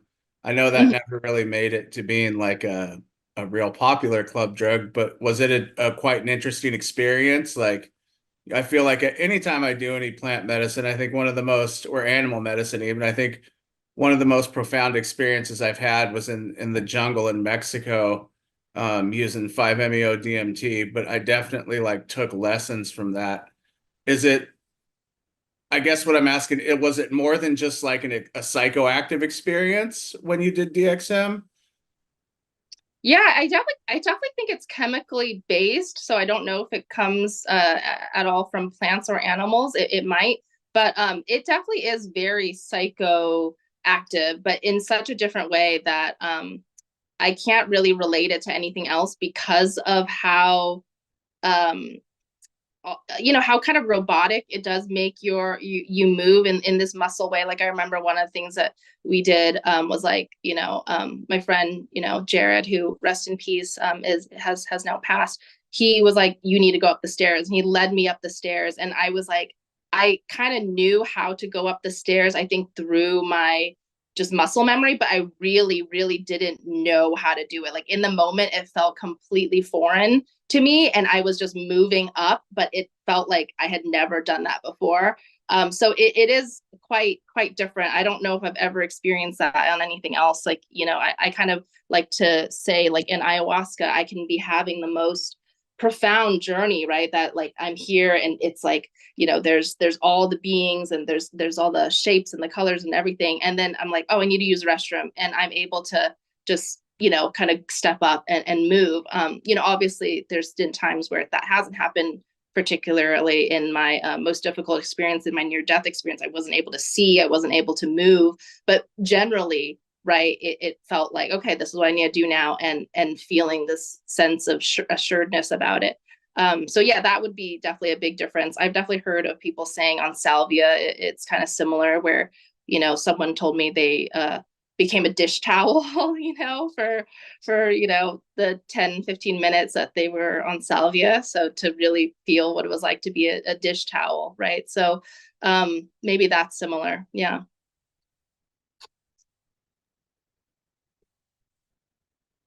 Let me read the Thank chat. you. Yeah, thank you. Mm, yeah. If you believe yogis achieve levitation, yeah, that is interesting. I don't really know much about that. A recording on Bandcamp, DXM is similar to PCP or ketamine. It's dissociative. Yeah, actually, I've never tried either of those. I know ketamine is actually legal where I am, and I'm in LA. So I think it's only cannabis and ketamine right now, but I actually haven't tried ketamine, so I really don't know what that's like. But yeah, I'm curious about it, and I think for me now, where I'm at in my life, I do feel like a very I guess a relationship, I guess you could say, with ayahuasca and mushrooms. So I feel called to deepen my relationship with them further, and I'm definitely open to trying other things if the opportunity arises. But I definitely feel like, you know, that I want to trust the guidance, you know, that comes, and really not be outwardly searching for new experiences, maybe from a point of view of any sense of like needing to attain something for any, you know, purpose that I think might take away from its real I don't know, its real value maybe. I'm open to it, but I'm just not kind of really actively seeking it out. But with ayahuasca and with mushrooms, it definitely feels like there is a relationship developing, which you know, feels like it's something that I'm seeing each time and am growing into. So yeah, I was particularly fascinated from the people who shared about you know, going into the jungle where it's grown and in those unbroken lineages. To really experience it in that way, because that's kind of what I feel called, is to deepen into it. And so Neil agrees. He says, yeah, this is what happens over time. In the same way, mushrooms, LSD, TCB, and MDMA are deeper relationships, and less so with ayahuasca for me. Oh, okay, that's interesting.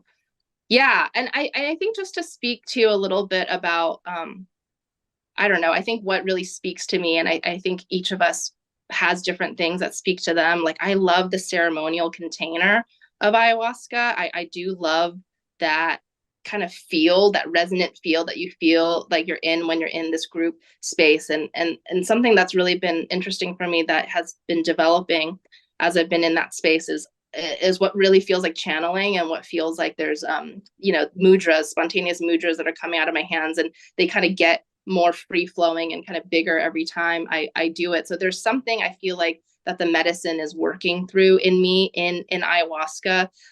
Though I would be curious to do a one-on-one experience with it, because, you know, when you're in a group space, right, there is this, you know, wanting to be mindful of the group, and, you know, not being too loud and not being too, you know, expressive, I guess you could say.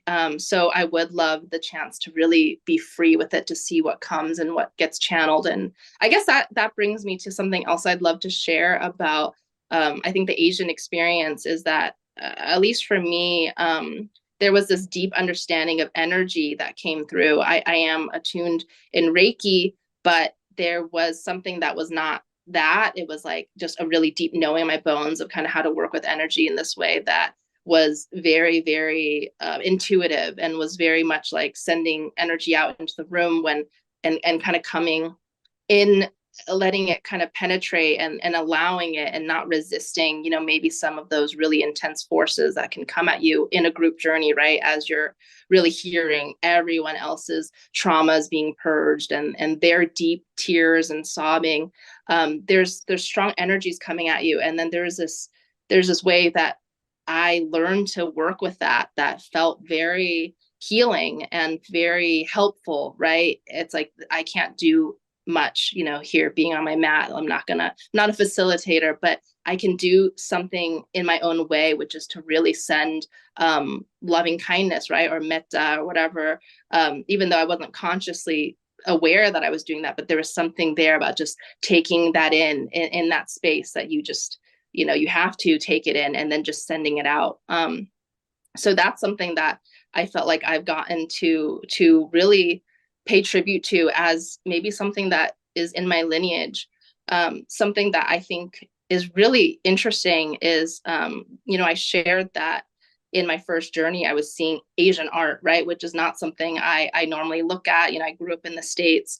And so in that, though, I was in that deep state of awe. And just most recently, maybe in the last like 6 months or so, I was talking to my mom, because my relationship with my parents has also deepened in a way through my own interest, right, of wanting to understand more about my ancestry.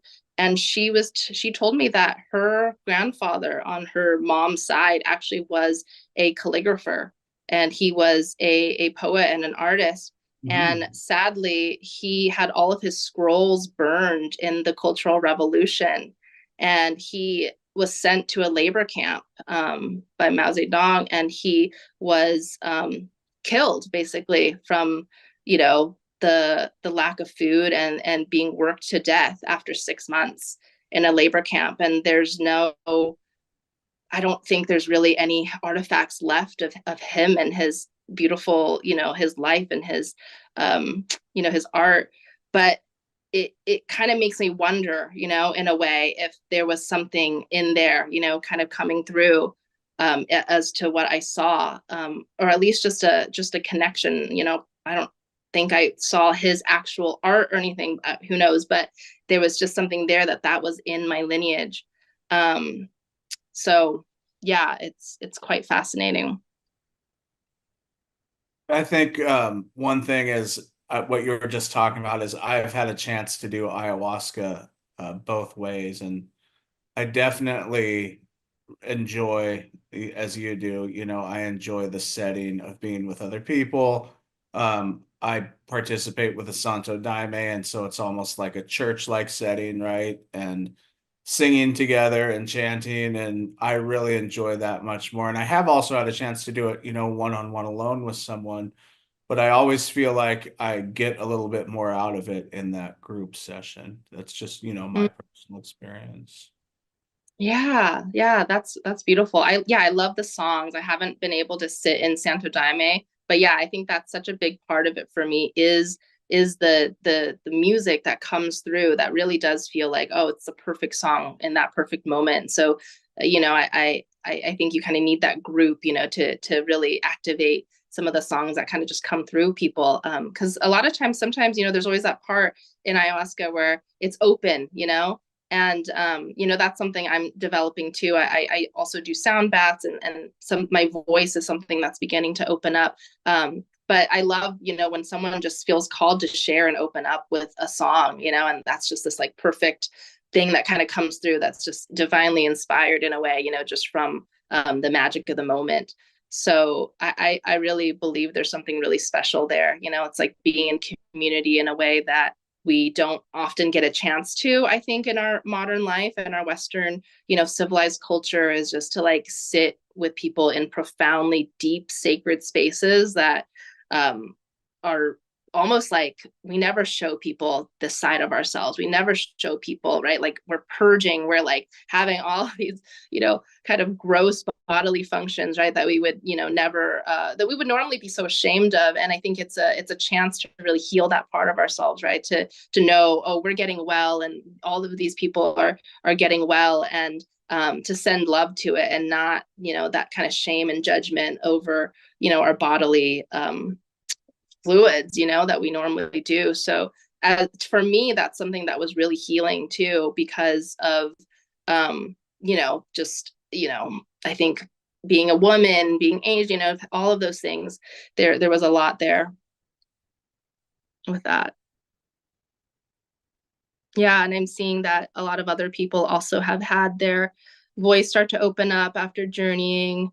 Yeah, freeing your throat chakra, Rachel, that's really amazing. Yeah, I'd love to hear maybe, I think something that really speaks to me too is, if like dreams have been activating for people in many ways, maybe like in your life and your childhood. I think that's something that I'm finding is a really powerful integration tool, because we have times where we can go into a deep journey, whether solo or in a ceremony, in a group, or in a therapeutic setting. But then I think sometimes these forces, or this this other realm, or these messages, these guides, whatever you want to call it, they kind of come and interject in our lives a lot of times through our dreams, and to kind of honor them for what they are, which is like little sacred portals themselves, and feeling like I have had that since I was a kid, like experiences of lucid dreaming, and actually some spontaneous astral projection. Also experience scary things with that, with sleep paralysis, and so I think there's really something that is very connected there. There's portals that are being opened up in our dream states that are super profound, and has very deep messages for us, just like in these like kind of plant medicine journeys. And so yeah, I'm wondering if people have felt like their dreams have become more activated since doing plant medicines, if that's um I don't know, like, and just what their experience is with dreams in general. Do you have people here, lucid dreamed? Are people trying to do that? I don't know. That's something I'm also fascinated by.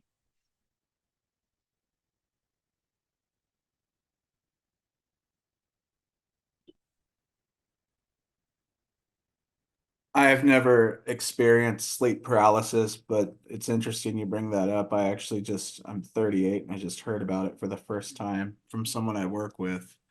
And he was explaining to me, he basically has these periods where he wakes up in the middle of the night and he's fully coherent, but he can't move and he can't speak, you know. And then I started talking to him more about it, because I was very interested in it. I'm interested in all sorts of stuff like that. Um, and he went on to tell me that in his family, they've all experienced this, right? His mother experienced it, his sisters experienced it, the grandmother experienced it. And along with it, they see what's like, he explained it like a Medusa, like a woman with snakes coming out of her head. And his mom always told him, fight to strangle her. That's what you have to do. You have Wow. to fight to get your hands on her and strangle her and she'll go away. But, he said, I can't move. And so he ends up focusing on that throughout the whole experience and eventually it goes away. But that's the first time I had heard about it. And I found it very, very interesting. Very interesting. So, Wow, especially that's amazing. Yeah. amongst the whole family and then seeing the same thing, you know, Wow. very interesting. That's really interesting to me because my mom has had, she's told me about dreams that she's had, and they're not sleep paralysis, but I should ask her, if she has. But my daughter, who's 6, also has very just very intense dreams, I guess you could say, or even nightmares. At least she's scared of them, and um so I do think there's something, yeah, that, like, whether you want to call it spirit or something that like affects, whatever it is, there's something that's being passed down. And um I think a tool that I've always used in sleep paralysis, because of course they're very, very scary, when you feel yourself pinned down. And for me, it's always been like the looming shadow, or for me, I hear whispers all around the room. That's just like, I just hear a lot of voices all around the room. I can't quite decipher what they're saying, but that's the auditory kind of hallucination for me. It's like really loud whispers all around, and yet I can't move. And so it'd be really scary of just being in that frozen state until I try to wake up. And lately, I think since the ayahuasca, since learning deep meditation, I've let myself just go into it. So I almost let myself fall back into the bed, is the experience that I've had. Instead of kind of being in this frozen state of trying to like come out and come out, I actually allow it. And then I fall back through the bed. And usually I am led into either something similar to astral projection or like a lucid dream. And so that's actually been very effective. Yeah, I see Richard, you nodding your head. That's been really effective for me, because I then kind of drop into almost like another realm, right? I'm outside, I'm not in my room anymore where there's whispers and, maybe shadowy figures looming. I kind of drop in and I go beyond. Um, so that's been a really cool tool that I've been using. Yeah, Richard. Uh, there's actually quite a bit in the literature, psychiatric literature, about this very phenomena y'all are talking about. And when I was in practice in Texas, people who were having Kundalini awakenings, and basically any of the states around Texas, I was the only person that was really familiar with what, this sort of nature of things that we're talking about. That, so I would hear these stories, and there's something about tradition. There's something about the lineage with the nature of the golem figure. whether it's a female entity or if it's a male entity. Uh, the um, oh, the Hopi Indian flute player figure. I forget what they call that. Something like that often shows up. The inability to move. The experience. It's like a remembrance of death. You know, because when you're dead, you can't move. Yeah. Uh-huh. So that away, and then the awakening out of that. This fellow that I studied with in St. Louis for quite a while, we would work with dreams. We had a saying that those who trip together dream together, where we could actually visit each other in a dream state, having visited each other in a journey state. Yeah. Yeah, definitely. Definitely. Rachel, did you have a question?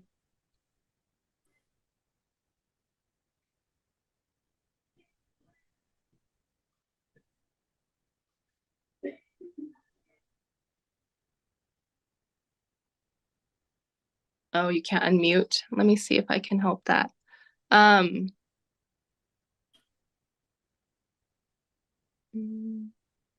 oh, you're on camera now, but Oh, I I don't think know. did Oh you yeah, hear there that, you Julie? Hi, I, I'm so excited to be here. I'm actually, I think, on the next hour. I kind of popped in late, sorry, but just I love this topic of dreams. It's something that I've been thinking about in the past week actually, but what came to me, I've had the sleep paralysis. I was younger, and it was very scary to me. And at the time, I had just become Christian, which was an interesting place to be in.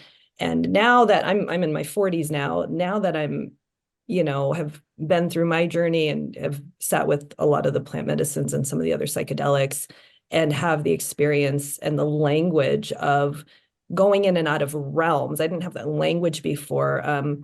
I had I felt like I was pinned down, woke up, but paralyzed, felt like I was pinned down. And then, sort of the Christians I was hanging out at the time, they were like, oh, that's a demonic attack, so there's that kind of language around it.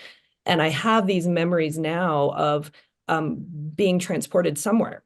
So going into, not being in my bed anymore, suddenly now I'm outside and there's wind and storm is happening and, all these things.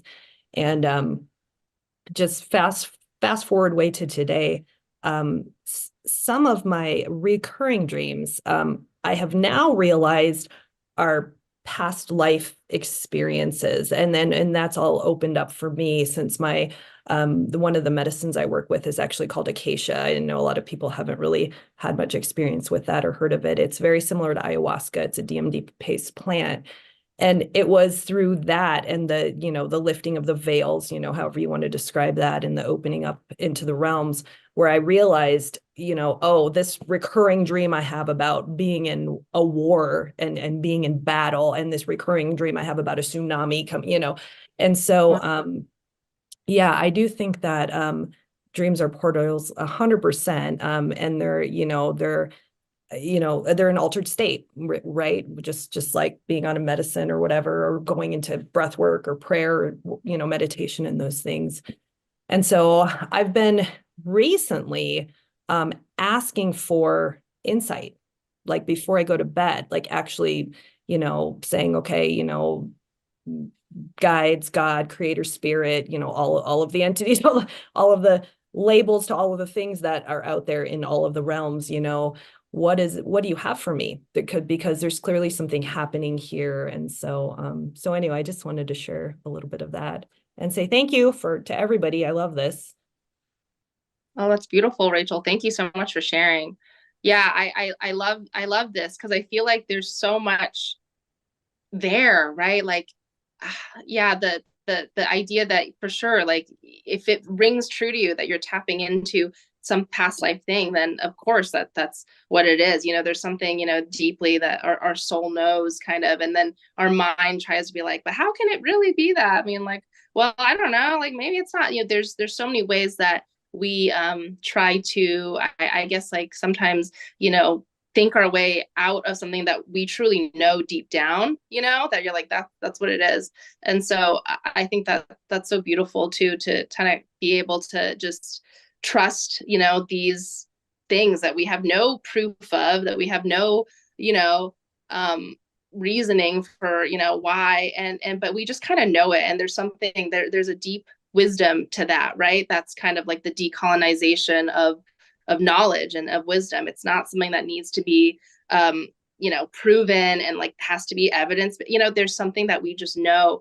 And I think in some ways that's like the beauty, right? That we open ourselves up to, because then like I hear your truth and I feel it. So I trust that. And I know that that's like the direct experience thing of taking these sacraments, right? Or getting to know a direct experience of God or source or spirit or whatever name you have for this other thing. And we can't prove, some of the things that we've experienced, but we just know that to be true. And that is actually perfect. And that is, good enough, I think is something that, yeah, it's just such a different way of being than the ways that, I for sure have been conditioned to be. So it's profoundly healing, it's like, how amazing is that? Yeah. I just love that. I mean, there's so many stories I can tell. I think there's only a few more minutes, but just of these experiences, right? Like, I feel a little weird sharing the story, but I don't think my mom would mind. I think she's probably not going to watch this, but like, she had a recurring nightmare for, I think maybe close to 10 years, probably almost every night, of an experience that she and I went through when I was a child, a real experience, right? Of her being upset with me and her, using corporal punishment on me. This is what she knew. And this is an experience a lot of Asians can relate to, and also non-Asians can relate to. And her deep regret at really doing that, out of her own rage and her own, just inability to center herself to handle the situation. She was like, oh my God, and that interaction happened between us. And how much I touched her in that moment, because I was saying, Mommy, I love you. Please don't, stop. And that kind of pierced her heart in such a way that it led to this awakening for her, where every single night after that, she was kind of punishing herself by having a nightmare of that situation and feeling so remorseful and feeling so just sorry, and she apologized to me, I think, the next day, and she has since. And so I think that's why we're able to have such a beautiful relationship now, because she is willing to look at herself and to be self-aware and just take responsibility. But she recently told me that, and I was like, wait, Mom, I remember that night, and it was a memory that lives in me. I never talked to her about it, but I had no idea she suffered all of these years, like flagellating herself, right, for the shame of her reaction in that way. And the time that it stopped, when it finally stopped, and it did, was actually when my daughter was born. Yeah, you know what I mean? And that was how many years later she stopped having that nightmare. There was something in her that finally felt like she had atoned, in many ways for, her misgivings, and a chance for her to do it differently, right? To do it differently as a grandmother. I don't know. I mean, there's just something, who can explain that, I mean, there's just something there. So, yeah. Thank you all for kind of listening to all of these stories and for sharing your own. Yeah, so Neil's asking, how are you talking about this with your family and kids today? It's great, because I feel like I am slowly kind of letting that truth come out. There's no big like proclamation, that I did, in my 8 years of work with plant medicines. And, prior to that, 15 or so years that I've been exploring and journeying in a recreational way. There's no profound thing, but I do feel like I've let her know, and we've had this, this very discussion, right, about her opening up to me about her dreams, and me telling her about how I interpreted it, and us having those types of healings. I do see that in some ways, that might be our future, is to really share in that sacred space with plants. That's definitely not something my mom, I think, is maybe ready for or wants to do right now. But it's something that I speak to her openly and honestly about, and she kind of understands. She kind of sees me, and she's not as freaked out about it now that I've come into my own adulthood and motherhood. And then with my daughter, it's actually really funny. But if anyone's ever seen the movie Wish, it's a new Disney movie. There's a whole scene in there where during this one song, it goes, "Eat the mushrooms and you'll understand." I mean, that, I don't know. I haven't seen it being talked about. But I'm like, is this the first time in a Disney animated film for children that there's a real direct alluding to psychedelics?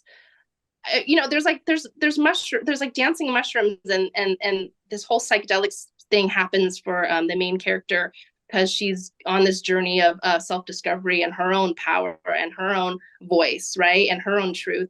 And so I think to have that blatantly be, eat the mushrooms and you'll understand, I think is kind of amazing. And me and my daughter have talked about that. She's like, "Oh, that's weird. Like, that doesn't make sense. Like, what does that mean?" I was like, "No, actually, there's some mushrooms that when you eat them, there's things that it tells you, and it's different. And people call it magic mushrooms." And she's kind of like, "Oh, I don't think so. That sounds weird." Like, she doesn't get it. She's 6. But it's something that I'm definitely very honest with her about, that there is these uses of these plants that definitely is not the mainstream, like drugs are bad, and if you get a taste of it, you'll get addicted. There's definitely that whole culture that I'm really trying hard to really steer her away from young, before she goes into the school system. And that is the messaging that they like try to pound into the children, which I think is such a disservice. So I want to be open with her about the proper use, the right relationship to these really powerful medicines, so that when she does come to that point in our culture, and maybe it'll be different, because things are changing so fast, that she won't have that messaging, but she'll have this this kind of this free, much more knowledgeable way of understanding them. Much more true way. So yeah, Rachel, you've also been honest with your teenage daughter about psychedelics and their healing properties. She knows I work with them and use them, but she currently has no interest. Yeah, definitely, right? Because it's like it's that funny thing where I definitely see that, like, the parents are doing it, so then the teens are like, "That's not cool," as opposed to what it was like when we were teens. So it's very interesting, but also I think too, probably a much more wise way, because they're really wanting to feel into when it's right. They're really using it in probably a much more more responsible way. Exactly. Yep, for sure. Okay, well, it's the last 2 minutes, and I definitely it was such a pleasure to speak to everyone, and I'm really grateful for this opportunity and for this great conversation. So thank you all, for opening the space. Yeah, thank you very much for sharing. We appreciate it. Yeah. Does anyone have any last questions?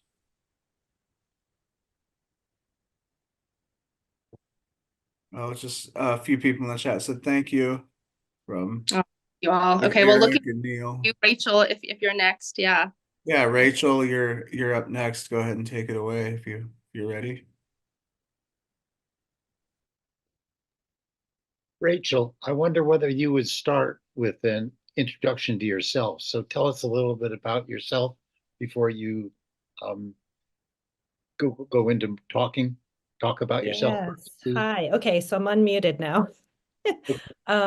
I couldn't, after you did it the one time, I couldn't talk again. So I'm just gonna leave the mute open or off.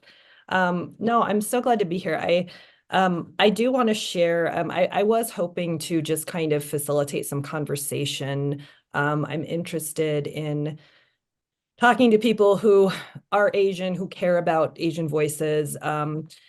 I really have, I'm mixed. So I have a white mom, I have a Chinese immigrant father. And I do want to share a little bit of my backstory because it connects into to my trauma, of course, and then also to my psychedelic experiences. And so, and I think, I don't know, my bio is on the thing. I'm a professor of psychology here in Utah. I've been working with ketamine for about 4 years, and then I've been working with acacia and psilocybin for a couple of years. And when I say working with, I've been guiding. I'm in a shamanic program right now. I've been in it for about a year. So I can explain more about all of that. But back to kind of my origin story. My father came to the US in the 1970s, and this was, post-cultural revolution. He was from a very, very poor family. My grandmother, my Chinese grandmother, was the second wife of her husband. So he had 2 wives, and she was sort of the less important wife.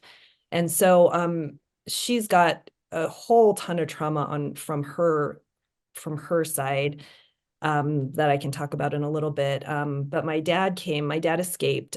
He actually escaped with like the government shooting at him while he swam across the ocean from Guangzhou area into Hong Kong. And so he was 17 at the time. He made it. He floated and swam in the sea for 3 days until he reached Hong Kong, and then a family took him in, and he started to work. He cooked. He learned how to cook. He ended up different jobs, doing kind of different, all kinds of things with underground, stuff. And so he ends up in the US. He ends up basically on a boat, like literally walked off the boat, like he was working on a cargo ship at the time. And his third time into the US, he had made his plan, and he came in. So he came in illegally, met my mom, who was a teenager. My mom was 15. He was 23, I think. And somehow my blue collar, small town Wisconsin mother met my immigrant father, and they started a relationship, and I was born at she was 17 when I was born.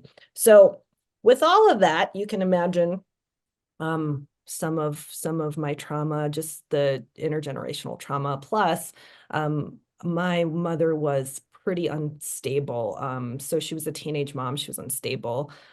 I had birth trauma. She almost died during my birth. It's a story I heard my whole life, so I kind of grew up thinking my existence almost killed my mother.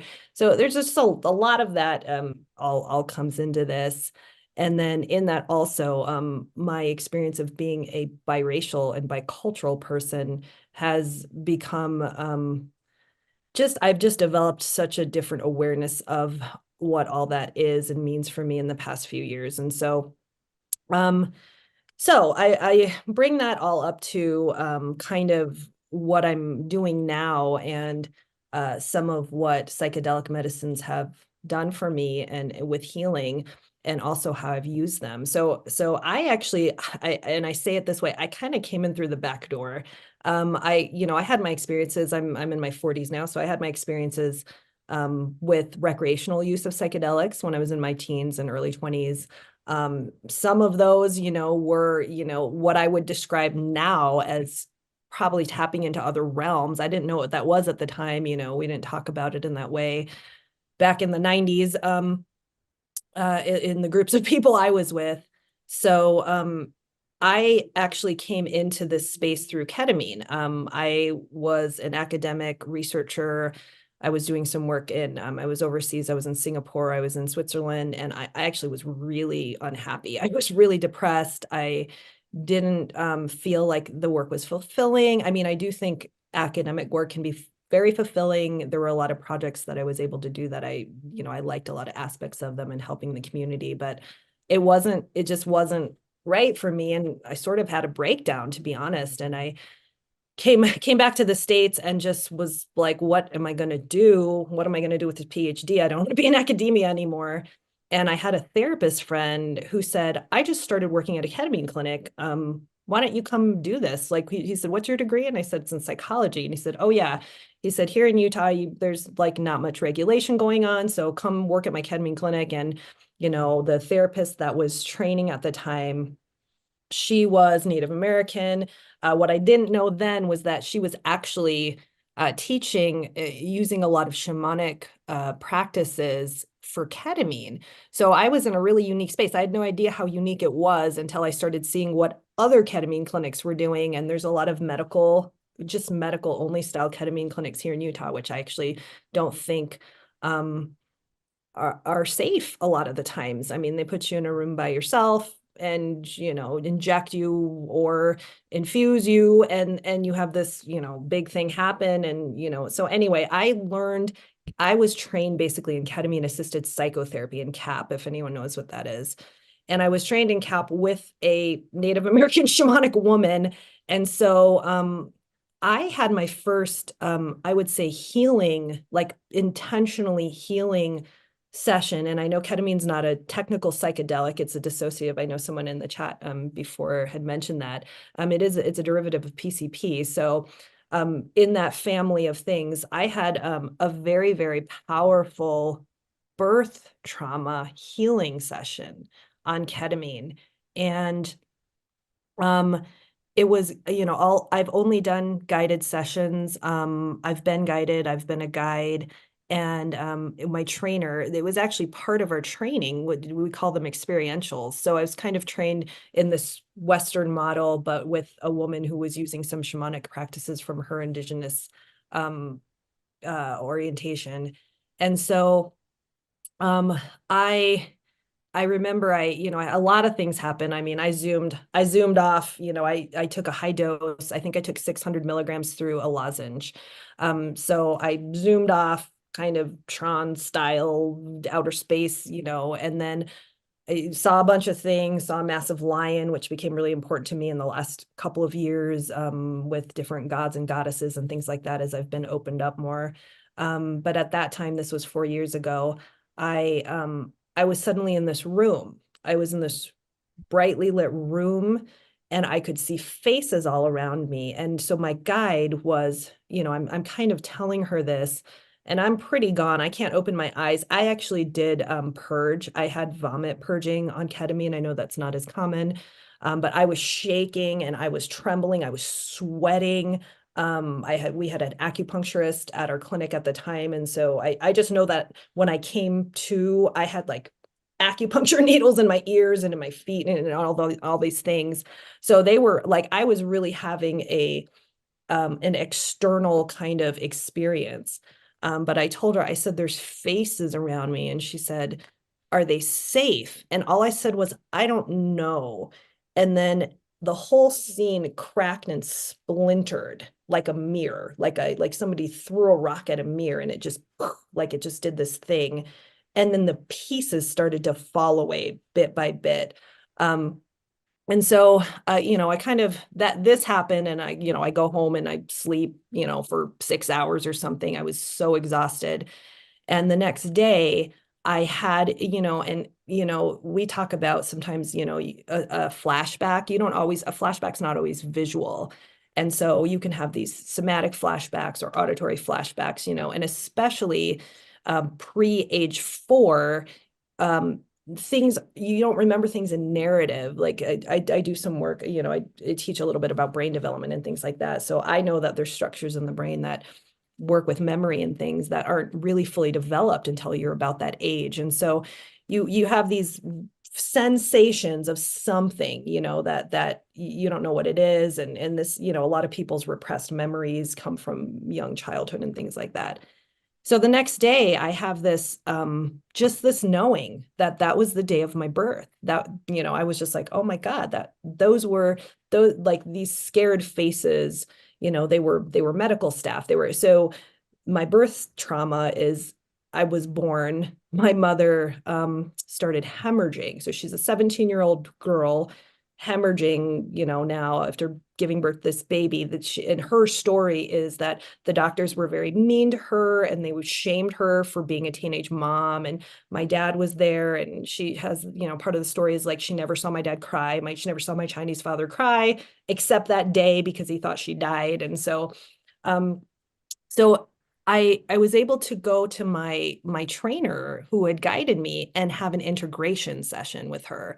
And so that's a really important part of my own practice is integration. I think the integration is necessary a lot of the time. You know, I know people can have their experiences and journeys and you know, get lots of benefit and things like that. But it's been very helpful to me and from what I've seen in some of my practice that, you know, someone can help you kind of take all of these big experiences that happen and make some sense of them. And she was really good, and she sort of guided me through this. And I said to her, I think this was my birth trauma, and she said, yeah. You know, she was very affirming and validating about all that. And she gave me some things to work with, you know, to journal about this, you know, go think about this, to write write a letter to my mother, you know, it's kind of these standard things you hear in therapy. But I would have never, I don't think I could have ever gone to that place without the assistance of some kind of medicine that would put me in an altered state, that I could access, you know, these things that were lodged in my subconscious. And so that's one of the benefits I believe in, and when I talk to my clients and the people I work with, is that you just sometimes need that added external whatever it is to bring you to that place. And so so my journey with kind of the family of these medicines, I would include ketamine in there. It started then. And so I went on and did ketamine guiding pretty you know, I was seeing maybe like 5-6 clients a week, and we would do actually 3-hour sessions. We would do 2 to 3 hour sessions, fully guided. I started to learn some energy work, you know, through them, and then kind of continue that on. And so the next dip into all of this. So again, I said I wasn't really looking for it. I mean, I wasn't even at that time in my life. I had my breakdown. I had just traditional therapy. And then I was like, what do I want to do with my life? Well, let me go into mental health. How do I do that? Well, I don't want to get a therapy license and go back to school. So I end up a ketamine guide. In that, I meet a shaman, because I'm now in this world. And this man who I met happened to be, I think, decriminalized nature. I think that came up in one of the other sessions I was in today. So I don't know much about them, but that they're an organization that's, you know, an advocacy organization to decriminalize plant medicines and plants in particular, just plants. So he gave this really convincing speech about, you know, he said plant medicines like mushrooms should be like tomatoes. I should be able to grow them in my backyard or in my house or whatever, and give them to all my neighbors and whoever I want. And so I kind of cue on what he's saying, and I'm interested. And he says to me, he just looks at me and goes, I've been manifesting you. And I said, what? I didn't know what that meant. I didn't use that language at the time. And he had just started an entheogenic church here in Utah. And so he was looking for people with some credentials to sit on his board and all these kinds of things. And so he is a shaman who works with acacia and psilocybin. And so he said, well, let me tell you about what I'm doing. And, you know, I would love to maybe work with you more. And I said, okay. So I kind of went to my first training of his. And then he pulled me in really quickly. He just said, I like talking to you. I want to see how you are. Like, let's have you come and guide for a retreat for us. And so for his traditions, and he's got a mix of some things. He was trained by a Peruvian shaman and by a Norse pagan shaman. So he is actually Germanic Norse. So he really tries to not appropriate, South American culture and things like that. But he did have his first experiences in South America with ayahuasca. And then he met a shaman that was basically given the recipe for acacia. So acacia, we serve with Syrian rue. So Syrian rue is the initial cup we take. That's the enzyme. It takes care of the enzyme inhibitor thing. And then the DMT and the acacia can be absorbed. And so I had my first acacia ceremony a year and a half ago, actually, and it was private. And I did appreciate that. I know there's some discussion in the last talk about group versus individual. I did appreciate the individual, and he kind of did that for me because he wanted me to come and work with him. And his rule was like, you have to sit with the medicine before you can guide, which I completely agree with. Same with ketamine. It was, we have to have our experientials to know what this feels like. You know, it wasn't a have to in Western space, but it was highly encouraged that you sit with the medicine before you start to guide someone. And so that kind of blasted me open. I did not talk about things like past lives or, you know, chakra surgery or chakra, you know, resets and energetic rebirth and those kind of things. And so I was pretty fresh. You know, I just, and he kind of, you know, he told me later, he said, I purposely didn't actually want to tell you much because I had a sense that, you know, you had this in you and I wanted to see what would come out. And so when I sat with Acacia, which is, I have not sat with Aya yet, but I hear it's similar. I had about an 8-hour journey. I shook, trembled, vomited, just again, all very external in my body, just, you know, released. I believe I just was able to release a lot of trauma. And this is when I actually, you know, and I think with more of an open mind and kind of that ability to trust myself a little more and not just kind of write it off as like, oh, I just have a good imagination, or I just, you know, that's just, you know, stuff in my head or whatever. I did see entities. I did see angels. I saw past lives, you know, I met you know, kind of a dark creature that was holding on to something, which my shaman explained later, like, yeah, we did a soul retrieval. We did a soul and a soul part retrieval for you. And so I started to learn about all of those things after having the experience myself.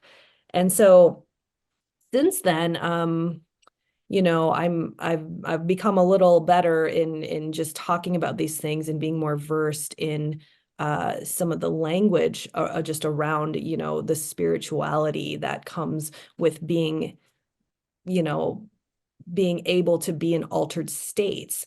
And I do think that when you can get to those places, it's easier to see, right? I mean, I don't think you need them actually. I think you can get there without them in different ways, but it's certainly it's a fast track kind of, I think, to you know, being opened up. And so I've had also some, you know, after I sat with Acacia, I started to guide, and so I would go and help facilitate and have these experiences. I'm a Qigong instructor, and I've been practicing Qigong for several years, and so I actually started to move energy that way and start to do it in group settings, and so that was interesting, and to even work on people to do the pressure points and different things on parts of the face and the scalp, and started to learn a little bit of Reiki along with that, and so I've kind of had this balance, I guess, of sort of some Western training and then some shamanistic and energetic based kind of spiritual training to be able to work with people.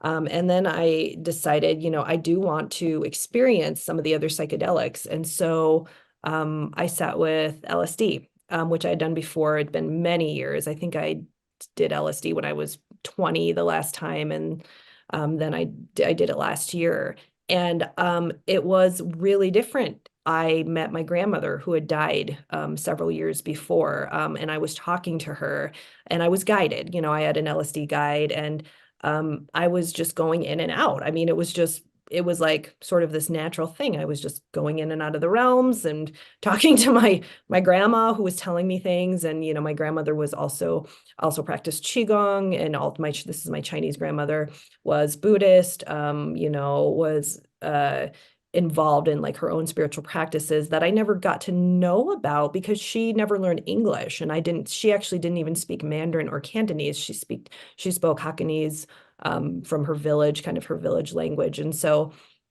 I was able to connect with my Chinese grandmother.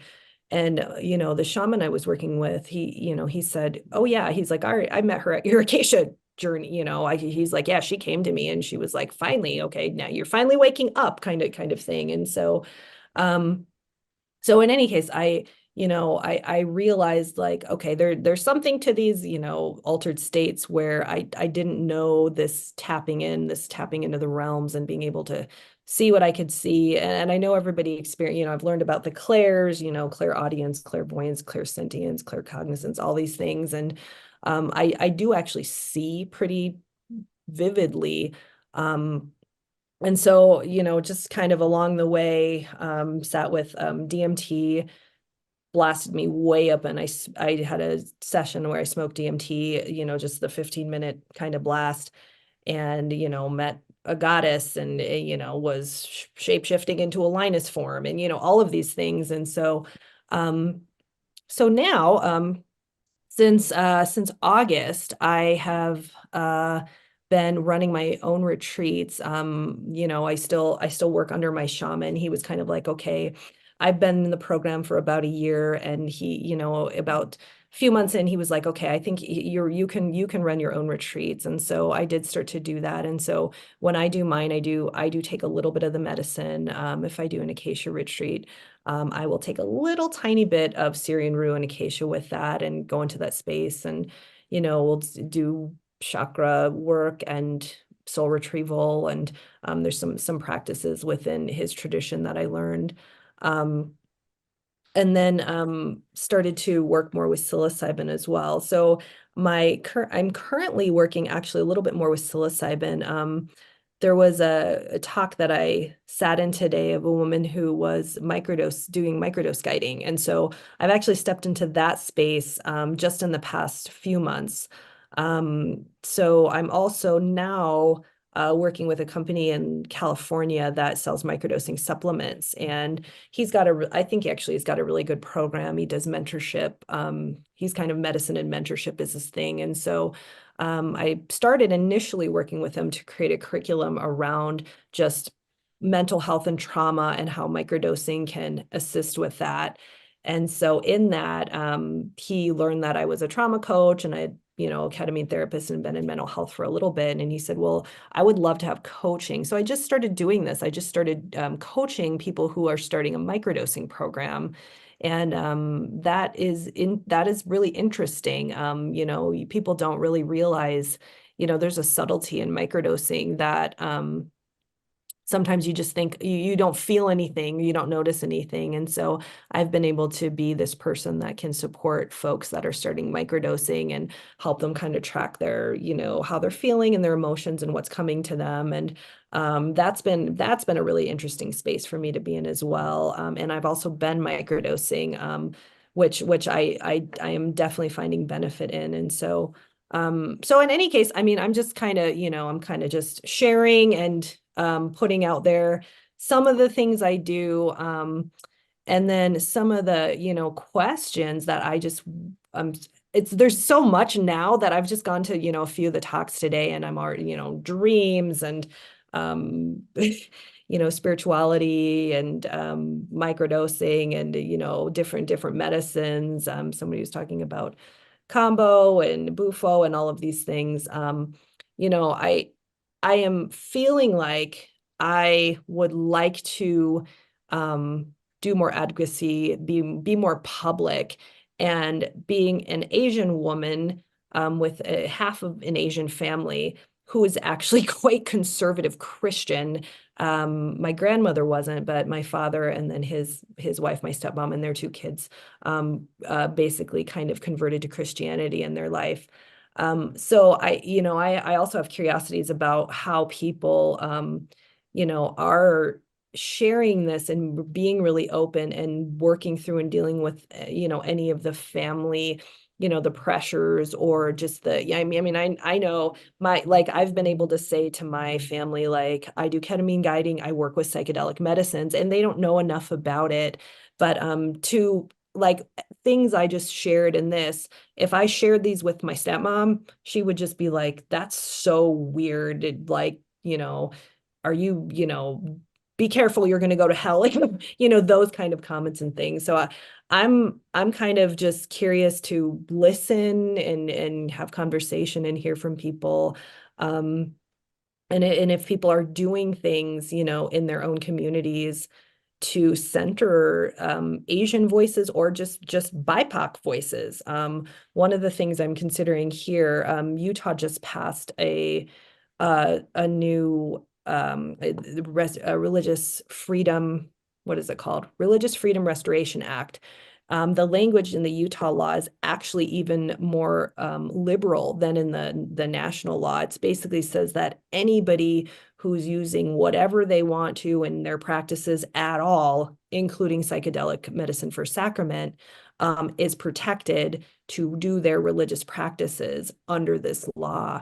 And so I'm, talking to some folks about starting a church, starting an entheogenic or, a psychedelic based church, which would be spiritual for me, which would be absolutely, it would be ceremonial. All of the ways that I use these medicines are spiritual and intentional for me.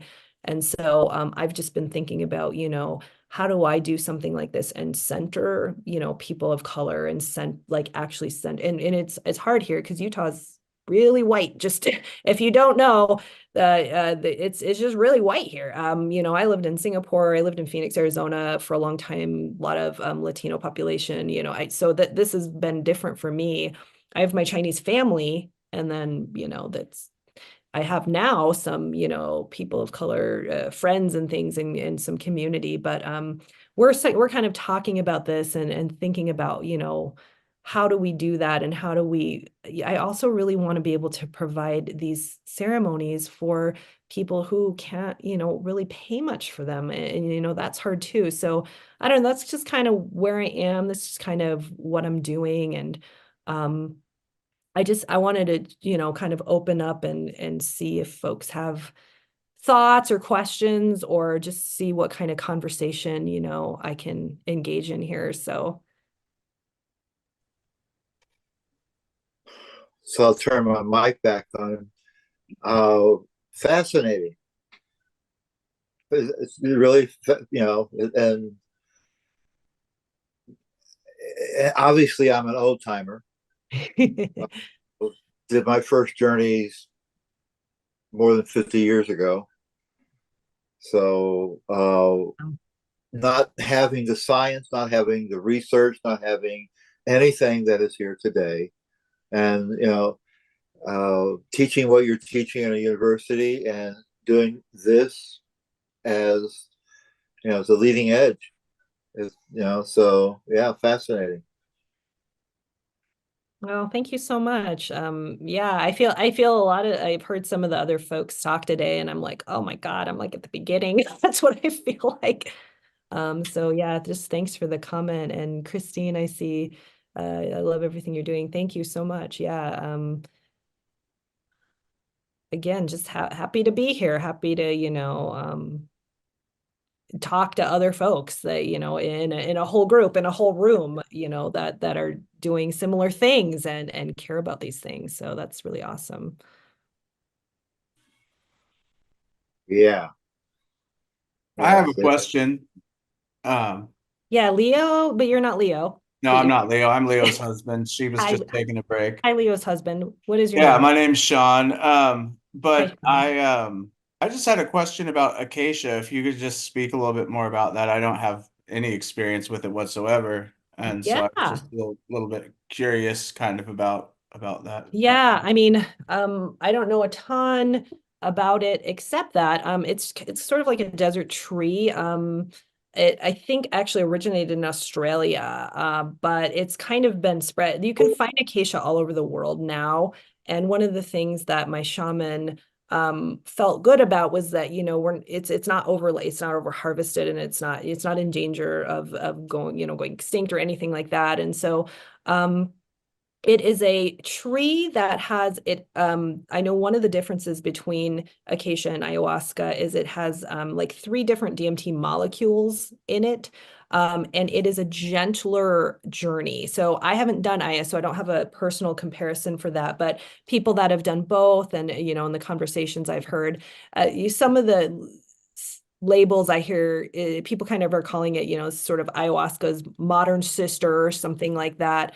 It is very similar. We make it in it's almost a little bit like a coffee drink. So it looks like coffee grounds. And you have to do the enzyme inhibitor. It's not kind of in there. So we use Syrian rue and Hishawu to as the enzyme inhibitor part. So we take, we mix and take kind of a first cup. You let that sit for 30 to 40 minutes, and then you can take the acacia, and that is we usually do it in like we actually do it with cacao, and then also kind of like a plant-based sort of chocolate drink. It's kind of like a chocolatey coffee drink. It doesn't taste good, but it's not terrible. And you will start to drop in, within like an hour, usually, 30 minutes to an hour. And for me, when it comes on, and it's interesting because even when I take my little microdoses when I'm guiding, what happens for me is I start to see like the sacred geometry. I start to see like the fractals and all those things, and I'm like, hello, good to have you here. I kind of greet her.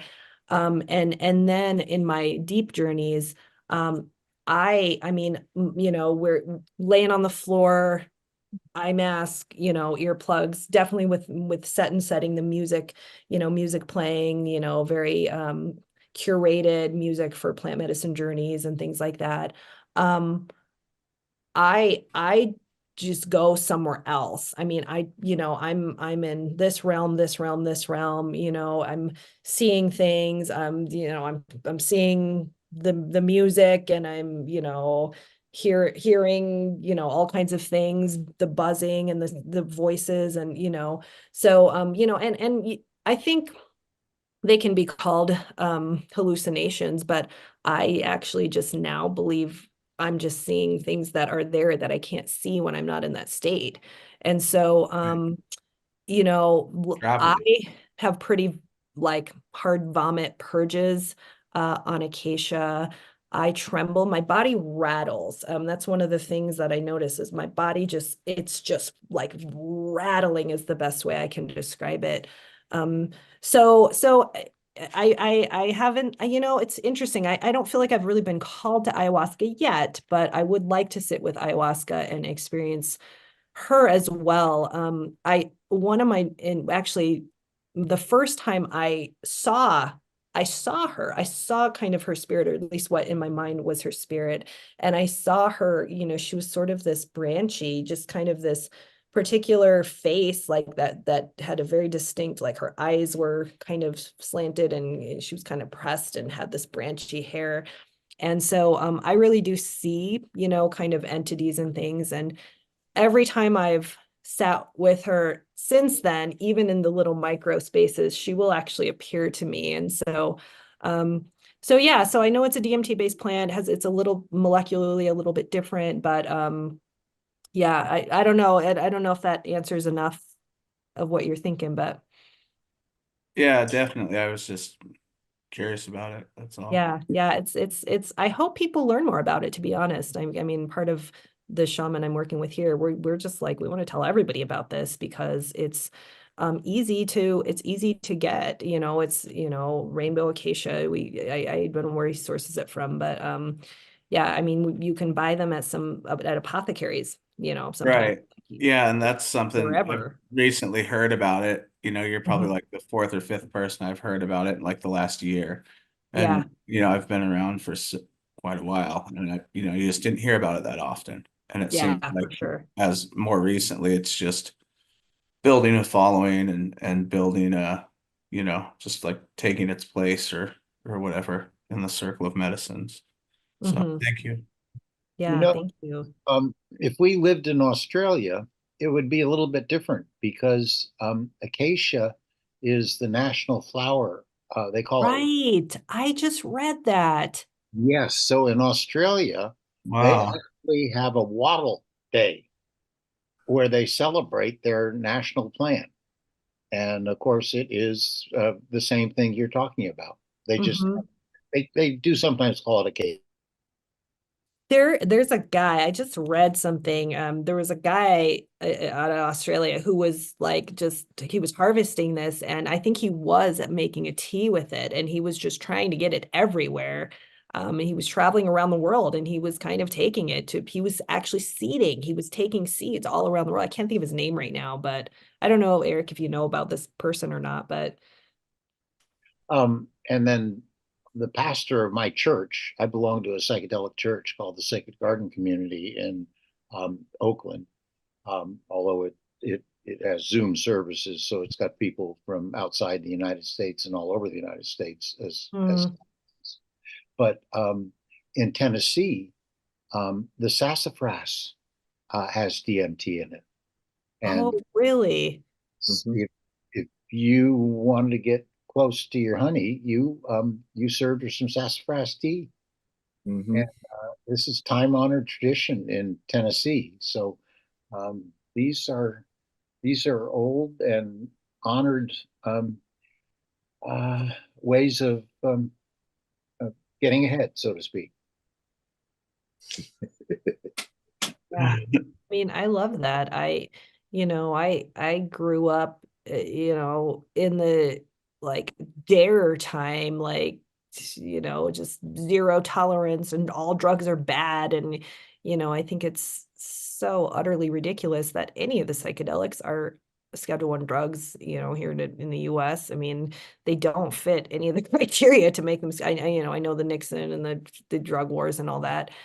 So yeah, it's been interesting, to one of the talks I was in, I know someone was talking about really developing a relationship with the plants.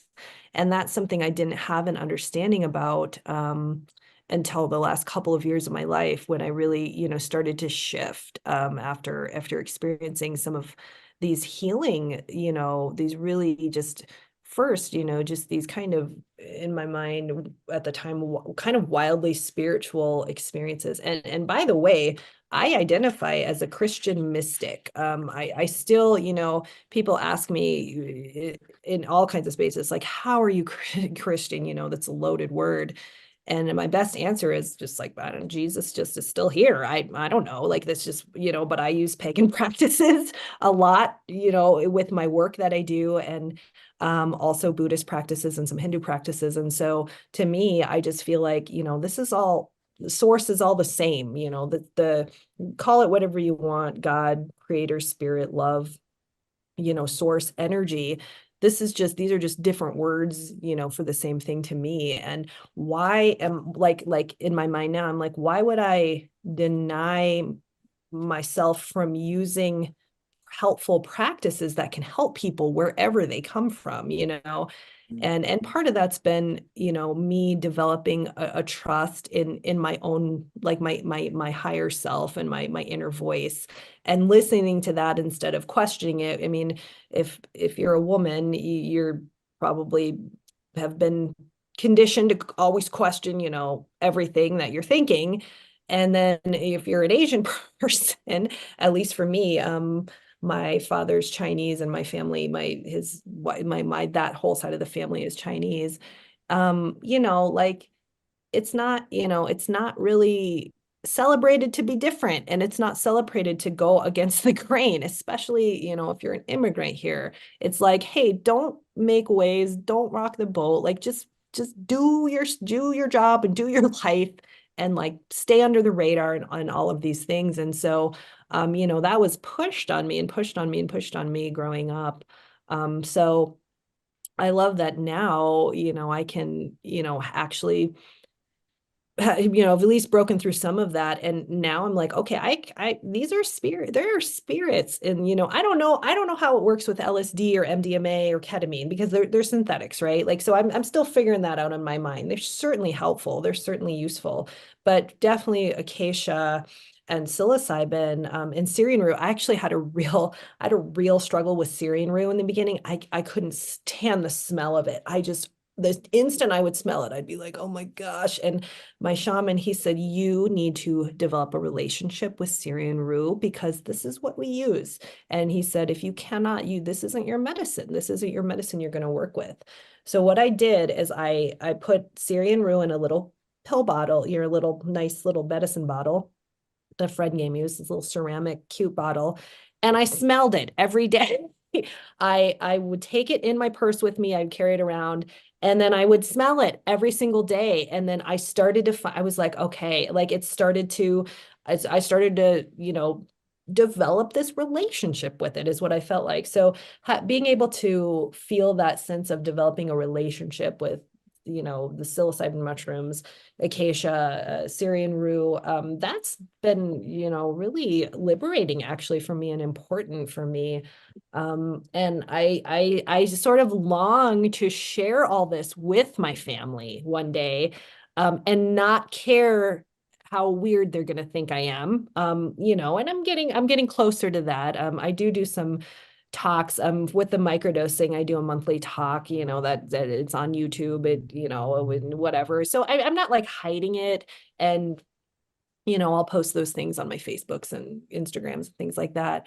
But yeah, like the being able to develop a relationship, the being more open, the pushing, I think as far as advocacy, like I have to be brave, right? If I want to be an advocate, I've got to live my life openly, is what I'm thinking, which is what's prompting me to really consider starting a church, starting a psychedelic plant medicine church here. So Did you get much pushback at the university? you know i i I'm adjuncting there right now, and it's interesting because they love me, they say, and I get really good evaluations, and they ask me to teach 2 to 3 classes every semester, including summers. And I applied for a full-time job, and what I said was, yeah, actually, they asked me to apply. This is what happened. They asked me to apply for this full-time job. And I said, well, I'm only going to do this if I can do research on psychedelics. And I said, I want to do it on psychedelics through a psychology lens. And I want to study, I want to start with studying people's experiences and starting to, in kind of a more qualitative research way, start to look for the patterns of things and start to get this into the scholarly literature. And I didn't get asked back. So, I mean, I'm still adjuncting there, but I didn't get asked to move forward. And so I did wonder if they're just maybe not ready for that. So the University of Utah here is doing stuff with psychedelic medicines. It's still, they're doing a lot of work with ketamine. There's some colleagues I have that are trying to start an institute as a collaborative. Some of are from the University of Utah, some are from other parts of the country. That's just a research institute for psychedelic medicines that's interdisciplinary.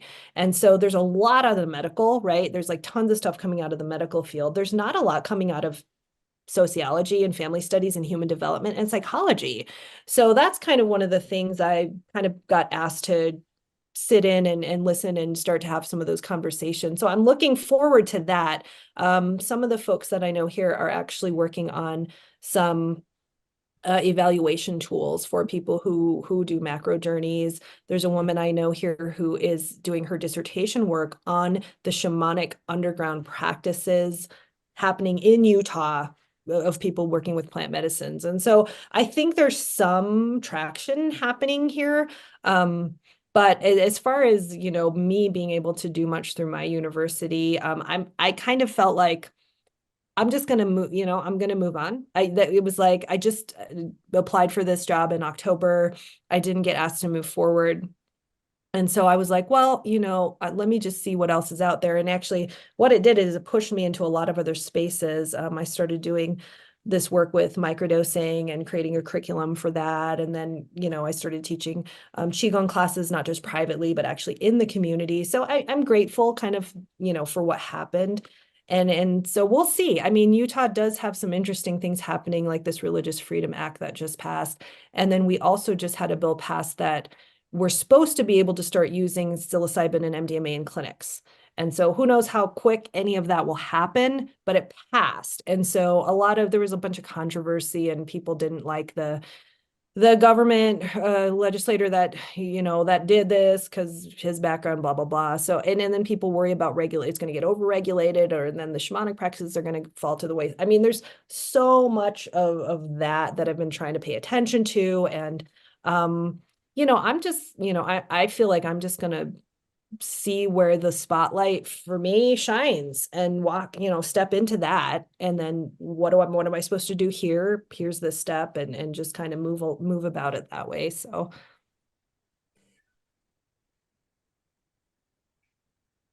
Well, at the very least, it has certainly changed since the 80s, I know back when you've probably gotten to see the whole world of it, right? I know Eric too. I saw you in one of the other talks, and I know you've been at this for a long time as well. yeah, well, just the whole leading edge of medicine, you Mhm. know, how to shift the paradigm. Because what we have Yeah. isn't working, hasn't worked for a while. There's no defense because you can't replicate the research. They've tried replicating the research that a lot of modern psychology is based on, and they can't Mhm. really do that. So where's the science? Yeah, there was a really interesting woman who was from Stanford and actually some of you were probably on that. Some unfortunate spam happened and Oh, she dropped off. It was terrible actually. And so this woman was talking about the ways that there are evaluation tools out there for things, but there's so many problems with them. They're also probably very white centric. They're also probably, blah blah XYZ all these things. And so I think I think there is it's worthwhile to um attack this, if you will, in a lot of different spaces. So the academia is one, right? And so I see this bit of movement, which is exciting to me because I think cultural shift is, that's you need, I believe, many things all in the culture to start to change, which I do see. I feel like it's happening, but I do feel like we're right on this, cusp of it. And so Mm-hmm.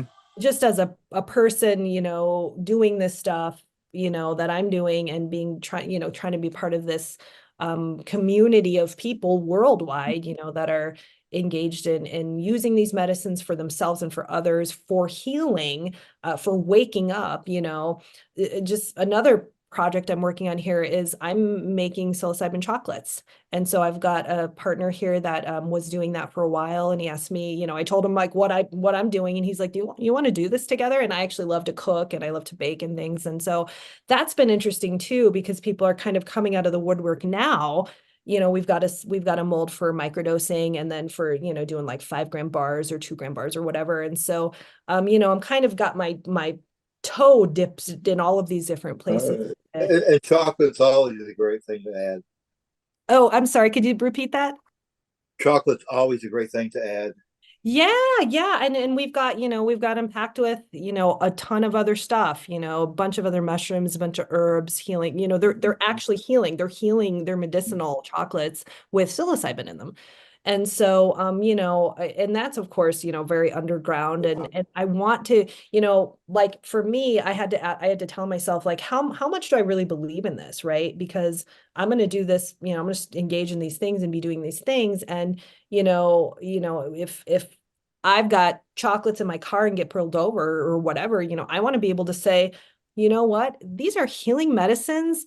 And this is part of my spiritual practice. And I'm protected under the Religious Freedom Act. Do you want to know what happens to you if you violate my rights right now? So I've been kind of in that space where I'm like practicing kind of in my mind, like if I'm really going to go more public, like I'm going to face what I'm going to face. And I do think, so I have my little micro little space that I can do this, but there's stuff happening in academia. There's stuff happening, in the legislature. There's stuff happening in tons of stuff happening in the underground. And then, kind of the above ground is, it's sort of, I'm hopeful is what I am, is that all of these aspects of this is what's going to, it's going to create that emergent phenomenon of the cultural shift. I mean, that's, I don't know, maybe we're living in this time right now, like that feels exciting to me.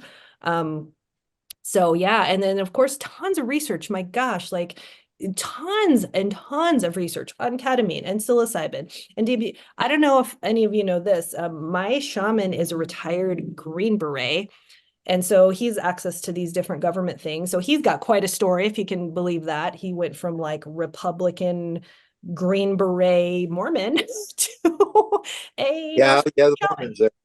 Right. So, that's quite a story. But he just sent me a document, a few months ago. It was 100 pages long. He said, there's something in here about, from the Department of Defense. He said, there's something in here. Can you look through this? There's something in here about, they're about to dump a whole bunch of money into use of psychedelics for veterans. And they listed LSD, DMT, psilocybin. Like I was like, whoa, MDMA. I was like, whoa, so that to me is huge. And of course, this is some years down the road, it's all the beginnings of it. But I mean, I'm hopeful. So Yeah. Do you ever do much with gongs? do I ever do what? Much with gongs like these instruments? No, I don't actually. So I learned how to play them looking at brainwaves, working in hospitals, and Yeah. learned how to induce, certainly psychedelic states. Uh, they're amazing what they can do. Mhm. Uh-huh. So Awesome. like Did with you post with about it in the with the DMT with that, every vibration turns into a visual. Oh, that's awesome. Uh-huh. Yeah, yeah, and you can feel it. It's like you are the sound.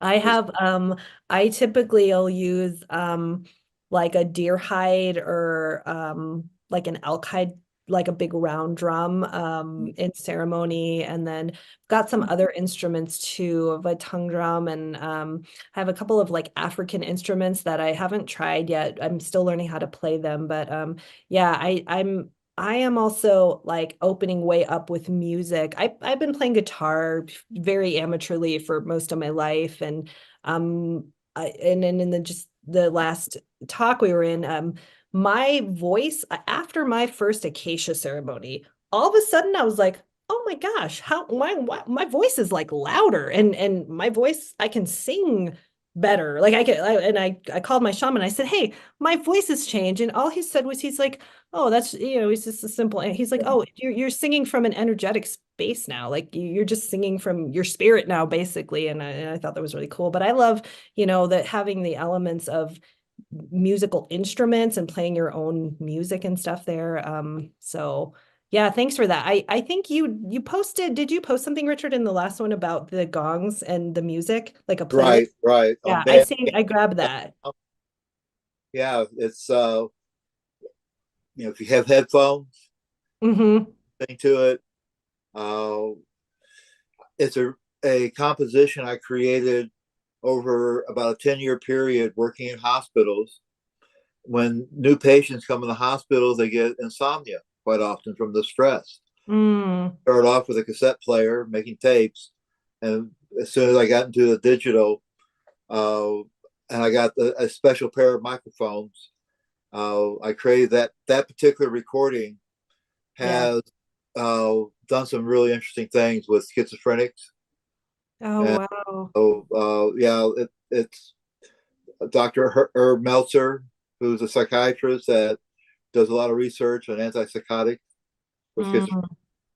Mm, It's a recording that he listens to on a special pair of speakers every morning when he wakes up because it gives him to focus, which I think is quite nice. interesting because I created to take people to sleep. Yeah, that is interesting. Uh-huh. Wow. The schizophrenic brain is wired a bit differently. I just know a little bit about that, but no, I think that's awesome. I'm trying to pay a little attention to time. I know I'm getting to my end time here.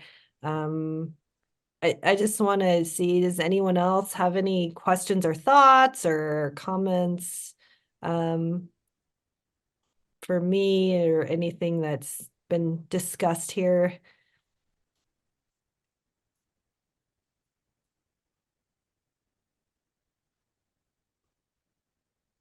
I'm on mountain time, so I'm getting to almost midnight here. I don't know where everybody is in the world.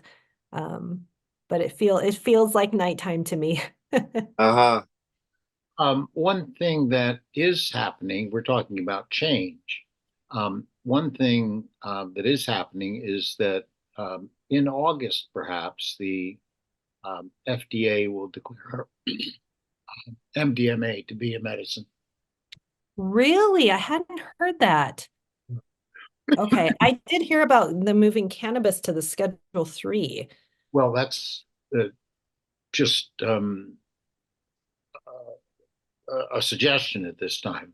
Okay. So the FDA is talking about MDMA, making Yeah. MDMA. It's Okay. one of the two breakthrough therapies that they've named, and they've also Okay. named psilocybin for Psilocybin. Okay. intractable depression and end of life relief from distress. Ah. So Oh, that wow. That's interesting. I hadn't heard that. so in Utah, the federal government might move faster than the state government as far as uh, opening things up for MDMA this year. Yeah. Yeah. That's awesome. Yeah, yeah, that's I'm very curious about that. One of the things that I had hoped to also get some training in when I started ketamine, my trainer was also, she had done a training through MAPS, and so she was MDMA certified as well. And we were waiting, it's still now it's 4 years later. In 2020, we were like, when's MDMA going to come so we could start using it in our clinic? And then, here we are. So, but yeah, that's awesome. I did an MDMA journey recently. I did an MDMA with psilocybin journey. And that was beautiful. That was just a beautiful, I actually did it with my partner, and we just were in this beautiful love space, just this wonderful energy, listening to music, and just kind of being in space together, going outside, looking at the mountains here. I've got a nice view of the mountains and snow on the mountains. And yeah, so and then I've heard amazing things about MDMA. I know they're long journeys. At least from the Western side, they can be like 10-12 hour journeys, and you're guided with them. And I've heard really great feedback about the healing properties of MDMA. So Yeah. They call the psilocybin MDMA combination a hippie flip. hippie flip. Yep. I didn't I wasn't going to use the colloquial term, but I guess this is a good group to do that with. Yeah, I did. I tried the hippie flip, and it was lovely. I was like, okay, wow, this is, and I had done, back when I was younger, we called it ecstasy, and God knows what it was, I'm at raves, taking ecstasy that's cut with speed and whatever else, heroin. I mean, there's all kinds of crazy things. So I had my crazy times. But yeah, it's nice to come back to all of this and to relearn, what it can really do for you, and to have experienced the healing from it, to see it, to have seen it in other people. That's been pretty powerful also, and again, just to come back to the point about integration, I do think integration is really important. And having the guides, having the assistants, having someone to kind of just track with you for a little while after, obviously not forever. And you change. The way I describe these to people that are new to them is, this is not like taking a benzo, or this isn't like taking, an opiate or something like that. It doesn't act on you that way. It's a catalyst, is how I usually explain it. So whatever you've got in you that needs to be worked on, healed, that you need to face, like, it's going to open that up. So that can be scary. And, you want to be in a safe setting. You want to feel safe. You want to feel safe with the people you're with, because that's all going to affect, what happens here. So I do see Lynette in the chat. My psilocybin journey can get very dark, and I've heard that MDMA combined with mushrooms can be more tolerable. Okay, that's interesting. I had a lovely journey. My psilocybin journeys are typically not so dark. I tend to have more. I'm active. I want to be like moving around and looking at things, and I tend to just be a little bit more, I guess, external with some of these medicines. And so for me, psilocybin is more similar to LSD, if I can make comparisons. Acacia is its own world for me. Acacia, just the DMT based stuff is really just so spiritual for me. And then I would say ketamine for me was more similar to kind of an acacia or a DMT ceremony than psilocybin or LSD. So that's just my experience. So I'm at just 1 minute. So I'm happy to just, close here. Thank you so much, everyone. I again love these conversations. I'm going to try to stay on a little longer. I might turn my video and mute myself. But I will let the next person who is ready to come on in and share. And Welcome. Yeah, Susie Calypso is our next moderator. Welcome to the stage, Susie. Susie's moderating from a perspective, I think, of being more conversational. So I think she's looking for questions right away, but maybe Susie, you could just introduce yourself and talk about your work, and then we could kind of jump into questions. Can everybody hear me okay? Yep. Okay, my microphone has been kind of wonky lately. So, hi, my name is Susie Calypso, and I am of Korean and Irish descent. I was born in Germany. My father was military, and I grew up as an Army brat. And I moved to Los Angeles about 8 years ago after I had a very devastating rock bottom where I was heavily addicted to drugs and alcohol. And it wasn't until I was introduced to these sacred entheogenic medicines where I was able to understand the root causes of my trauma and heal. And my father overdosed and died from Oxycontin overdose. And it's inspired me to help other people that are struggling with addictions and trauma. And so I founded Temple of Eden 3 years ago, and we serve sacramental 5-MeO DMT. And we also do free post-integration support for everybody that we serve. We offer free community healing events. And then we also offer facilitator training programs. So I've safely served over 1,100 people in private and group ceremonies. And next year, we're going to be offering safety training for people, for experienced facilitators that just want to improve their service. And so I got invited to do this as an Asian voice in the psychedelic community. And, I saw the topics of what is the challenges that Asian people face. So being in Los Angeles, I deal with many, many Asians. I mean, this is a melting pot of so many different diverse, ethnic backgrounds, people from all different cultures and, belief systems, so I serve people from all different shapes, sizes, colors, ages. And I really, really love the LA community. But one thing that I have noticed that out of all the people that I serve, it is the Asian community that I see the least. And I think that one of the main reasons why is there's definitely a big cultural barrier. They look at a lot of the Asian cultures, they look at, anything that's mind altering is just drugs. They don't understand the difference between medicine, spiritual entheogenic medicine that's high vibrational, that's going to help you address your traumas versus pharmaceuticals, drugs, and alcohol. So a lot of them put that in the same category. And so another thing that I have personally struggled with serving the Asian community is there's a huge language barrier. It's hard to explain to somebody states of samadhi that you experience whenever you take the sacrament 5-MeO DMT. It's hard to understand that through Google Translator. And so I think that we need to have more articles translated that explain what ayahuasca and 5-MeO DMT. We need to have those in Chinese, Tagalog, Korean. I just served a K-pop singer from Korea, and he heard about 5-MeO DMT from a friend that was already out here.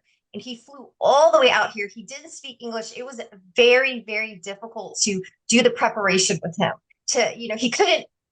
He was trying to, translate the frequently asked questions, but it's so difficult to understand, near-death experiences and, nirvana and all those things that you need to understand about what can happen when you take the sacrament in Google Translator. So he had a really difficult time.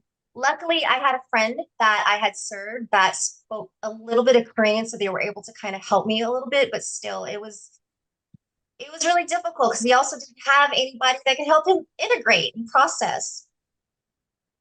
Okay, sorry. My mic's so I'm gonna not move. Is this better? You're fine. Okay. Somebody just messaged that they couldn't hear me very well. So, Oh, but that's what I see is we definitely need to have more material, more resources for the Asian population so that they can understand, so that we can better prepare them for these experiences, but also to spread knowledge and awareness and also educate them. And then we also need people that, I would love to get a list of all of the Asian integration specialists that I've seen listed on this whole 24-hour event, especially if they're able to speak Chinese fluently or any other languages, because I need you on my team. I need to be able to refer people to somebody that can help them understand and process that. So, but that's where I'm at. I think that that's the biggest challenge in the Asian community is just, the language barrier. So, but if anybody has a question, feel free to ask. But that's a little bit of my background and where I'm at this particular molecule. would you opine on the potential for 5-MeO-DMT to enter the world of psychiatric therapy? Ooh, I mean, I see it as the future of these sacred medicines becoming dominated by the clinical field. I just see that that's what's happening. And I think that that's the way that it's going to get introduced mainstream. I think that there's going to be a lot of people that are going to want to take this as a sacrament in a ceremonial setting. But then there's a huge part of mainstream Western culture that doesn't feel comfortable being in a shamanic ceremony or being in, that type of altered state with a doctor not being present. There's some people that really would feel more comfortable taking these type of mind altering, spiritual medicines with, in a white doctor's office with white trench coats and stuff. So how I see this happening, what type of model that they're going to have, I think that they're going to have to, have introduce some type of hybrid version because this is one of the most powerful entheogens that exist, and it has the highest potential to induce mystical experiences out of all of the entheogens.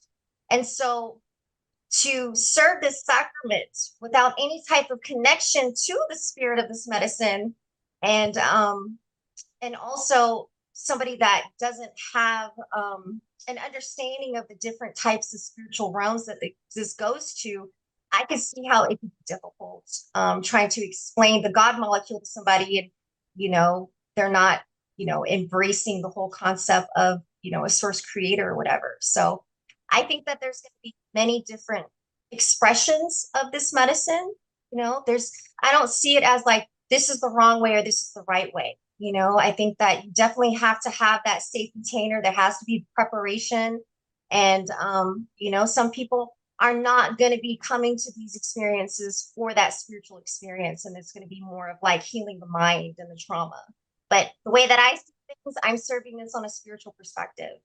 And so I just don't see how, not saying that it's not possible, from my point of working with this medicine, I don't know how it can be served without that spiritual element to it, in that container. So. Thank you. So are you saying that the medicine is powerful enough to survive working in a medical environment?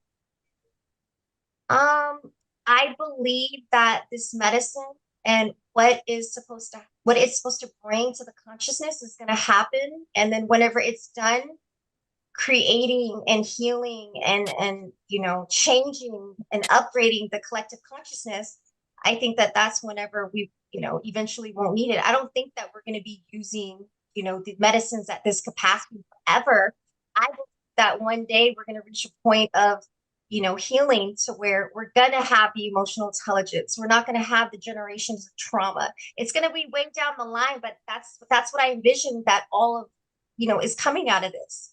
There's going to be massive healing, a massive awakening. And that's what I'm witnessing in the little world that I'm in is I'm seeing families come in. I'm seeing generational trauma being healed, addictions, people loving themselves, people becoming connected to the divine and believing in a higher power again, and not in a religious dogmatic way where you're condemning people and shaming people and making people believe out of fear. This is something to where people are getting to experience the mystical and that tool to see behind the veil that they wouldn't have access to previously. So I think that this medicine is going to do what it's supposed to do for however long that it's supposed to happen. And so luckily we have, we're going to have different routes, that this medicine will express itself, whether it's the clinical field or whether it's through the entheogenic churches, people are going to receive healing regardless, so I'm just happy to see people receive the healing, however it may come. I think you answered yes to my question. Have you ever been with someone or have the experience of, this medicine and not become spiritual? Yes. After? Yes. Really? Oh yeah. So I think that, I've seen it happen. I've seen it happen more in the side where people get connected to their divinity and they start, feeling the sacredness all around them. I've seen it turn a lot of non-believers into a believer of the higher power. That's yeah. See, that's been my experience with it. Yeah, but I have seen it where sometimes people come into this with expectations and they hear all these, beautiful stories about other people's experiences, and then they're looking for that. They're looking for the states of samadhi, and this medicine does what it's supposed to do with you. And sometimes I've seen it. Like, how many times have you sat with this medicine? Have I sat with this medicine? Yeah, how many times have you sat with it? Well, which one? Which one you referring to? I thought we were talking about 5-MeO. Were you saying 5-MeO? I'm not real. I've only done it a couple of times. Okay. 3 times. So I would say that first timers that I've served, I would say that about 50 to 60 people experience the full release, the samadhi, the mystical experiences. I would say that there is probably about 20% of people that have a resistance to the medicine, or they have like a lot of trauma that they have to work through that stops them from being able to, have that full release, whether it's control, whether it's fear, or just a lot of stuff that comes up that they have to deal with, the suppressed emotions, the trauma. And then I would say that the other 10% would just not remember, like they don't remember their experience.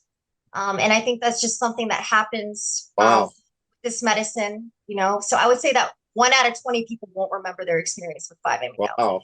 And that can happen because the dose is too high, or their ego mind just shuts down and there's nothing to like record and remember the experience. Another thing is the other 10%, I feel like what happens is they just go into it with expectations, and it doesn't happen the way that it's, happens as they're expecting. But then also, sometimes it can take multiple sittings with this medicine to work through those energy blocks, those traumas, to access those full release. I've seen it where somebody had, it took 6 ceremonies for them to experience that samadhi experience. And it could do with the container that you're in, the preparation, your intention going into it, the dosaging. I mean, there's so much that goes into, what can create this, this experience for you, not just taking the dose. I have plenty of experiences with LSD and mushrooms and MDMA and the precursor to MDA when it was legal and therapists were using it in relationship therapy. Yeah, so it was, but the 5-MeO that that's been fairly recent, but my first experience was like, oh, this is heaven. This is, Yeah. precious. Beautiful. Yeah, it's a very, very beautiful experience. I've become quite obsessed with this particular molecule. I've dedicated my life to it.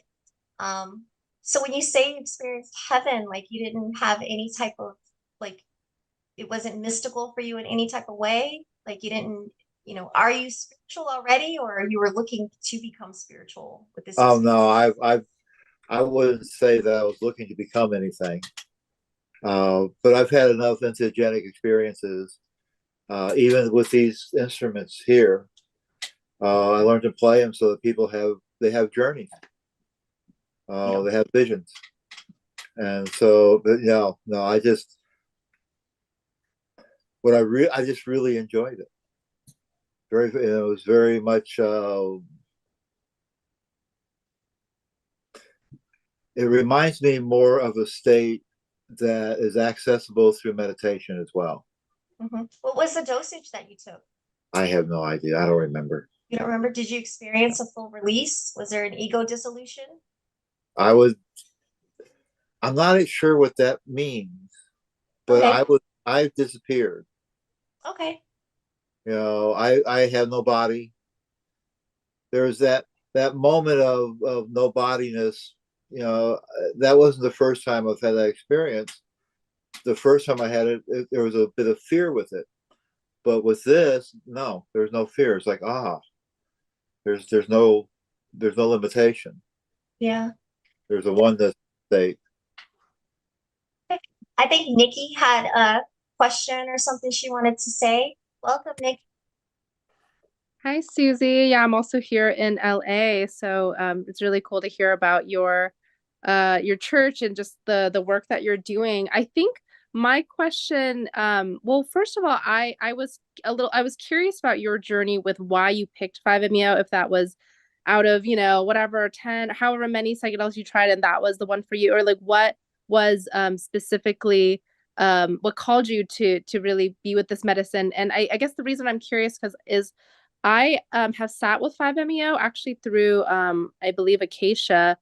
So if Rachel's still on the line, but it wasn't through Bufo, but it was 5-MeO DNT, but from a plant derived source. So um, I was told it was through Acacia through a vape pen, and so I did feel like I blasted off into ego dissolution. I mean, basically, what happened for me was I took the hit and then you fall back and then my entire body was shaking and buzzing and my hands felt like they were like 50 tons and they were vibrating, and then everything that I saw was just, it was so bright that it was black and white because of just the immense amount of light.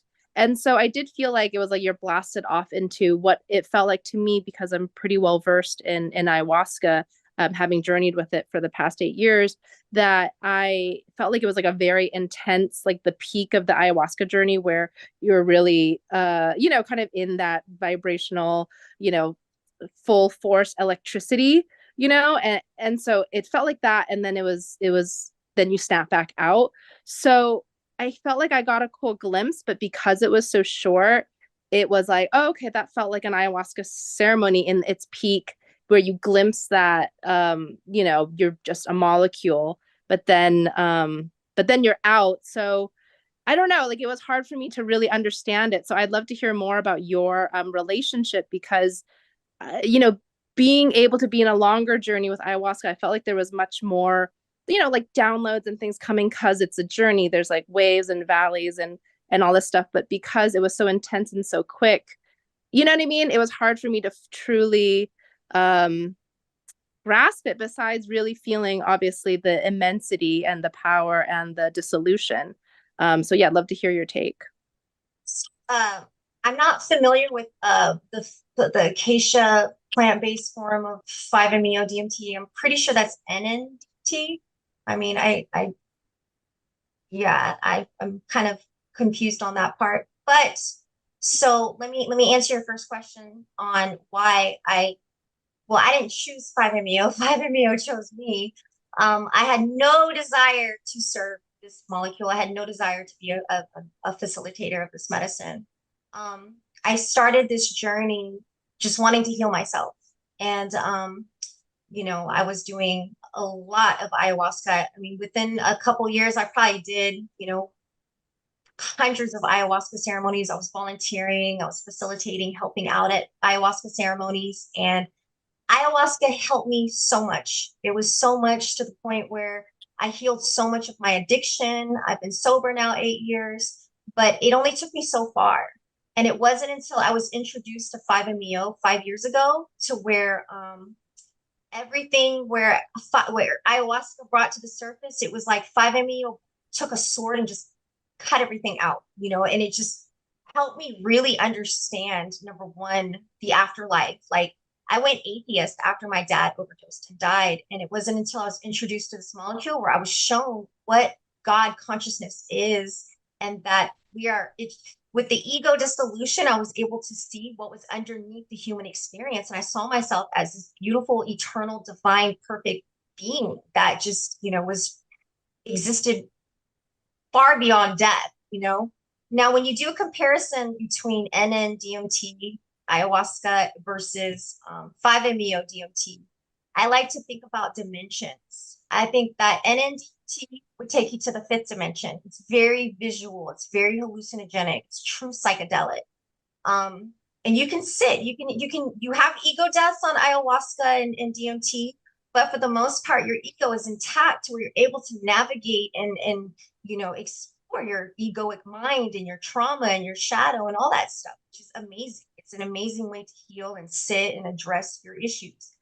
5-MeO DMT, even though it's in the psychedelic category, I don't look at it, or I don't even consider it a psychedelic, because to me, it's something that mimics a near-death experience. Okay. It's something that has the potential to dissolve your ego identity so you get a glimpse of what is underneath the human experience.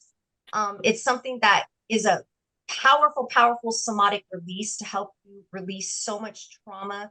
One of the biggest things that people feel after they experience 5-MeO is they feel a lot more lighter, like they unpacked so much of that heavy trauma and that karmic weight. Now, dimensional wise, I like to think of 5-MeO DMT as the 12th dimension. It's the 12th dimension is like God consciousness, samadhi, oneness with God, also samadhi, oneness with God, and then like the angelic light plane, so it's like it's very, very different realms that you're experiencing, whenever you take these different medicines. But I think that a lot of times whenever people don't know how to process their emotions or their trauma, there's a buildup of just all this energy and just all this trauma, and it wrecks the nervous system and it leaves people just feeling chaotic. And I think that one of the biggest things that 5-MeO DMT does is it helps you hit the reset button. And for a lot of people, it has the potential to induce those mystical states where they experience God and they experience a form of spiritual death. And then when their consciousness comes back online, it feels like they have a spiritual rebirth, so, and there's people that can drink ayahuasca and smoke DMT all day and do it tons of times and never experience an ego death, and never have that spiritual death. 5-MeO DMT, I would say that about 60% of the people that sit with it are going to have some type of reset. They're going to have some type of mystical experience, that death and rebirth. So I feel like as a facilitator of this divine medicine, I'm serving a molecule that helps people practice dying in the way that they're releasing those attachments to their human experience, the attachments to their body and their possessions and all of their trauma. People get so caught up in their identity of who they are, and this is something that can help them release all of those attachments and surrender to death in the way that, they're not so caught up in all of this stuff. And they have a moment where they get to see just, hey, remember, we're visiting here. Everything is temporary. So, and also, I also think that some people need the ayahuasca. They need to sit, and go and explore their trauma and understand the root causes of things. Now, with 5-MeO DMT, the work is after the journey. We live in Western culture where everybody's so focused on the actual journey. way that this molecule works, the integration is so powerful to where that's when the real magic happens. That's when the real work happens, is it's, brings up all that stuff to the surface. And, and that's why integration is so important, because you can take 100 sittings with this medicine, but if you don't know how to properly process your experience and understand, what this experience is trying to show you, then, you're not going to get the full potential of the healing of this medicine. So if you're focused so much on what you got during your journey, then you're missing a lot from what you can get out of it. So, I am based out of Los Angeles, and I am not using synthetic. Okay, so I use organic, get it from an ethical source. It is possible to extract this medicine without harming these toads. I'm a big advocate for educating people instead of shaming and telling them they're not supposed to have access to something that is gifted to us by Creator. I believe in educating people on the proper handling and safety, so that you can extract this medicine in a safe way. Now, the average dose that I believe is for full release is around 60 milligrams. Out of all the medicines, I feel like this one is the one that is overserved the most. If you go across the border to Mexico, you see people serving 150 milligram one size fits all doses. To me, that is absolutely insane. It's way too much. It's 3 times as much as what I serve. I don't think that it's more medicine equals more healing. I like to serve the lowest, most effective dose possible, because you can always give a booster to somebody, but you can't take it away, So I like to start off, for first timers, I won't serve over 60. And but the average breakthrough for somebody that is sensitive, I would say 40 milligrams. And then the average breakthrough is about 60. If somebody, and it's typically men, because men have like different metabolisms, and they have, the testosterone. Sometimes they'll need a little bit of a stronger dose. And so I'll administer, an extra dose for that. But hope that answers the question. I hope I'm looking at all the, I didn't even realize there were so many on the sides. Let me see. Let me go back in. Okay. So how long is the ceremony with 5-MeO? So the typical journey with 5-MeO, if it's organic, is typically about 15 to 20 minutes. If you're using the synthetic, the pure molecule, it's typically around 30 to 40 minutes. Everybody's actual ceremony could be very different. Mine, when I do private ceremonies, they're typically about 90 minutes if it's one person. For each extra person, I'll add on about 30 minutes to that, so anywhere from 90 minutes to 2 hours for 1 or 2 people. I do group ceremonies where I'll serve multiple people, and I have a team of about 10 people that help me in these ceremonies. And those group ceremonies that I have, where it's like 20 people, usually it's an all-day thing, 7 hours from start to finish, where we're doing, the introduction, the prayers, the breath work, serving the sacrament. And then I also do like a closing integration circle before everybody leaves.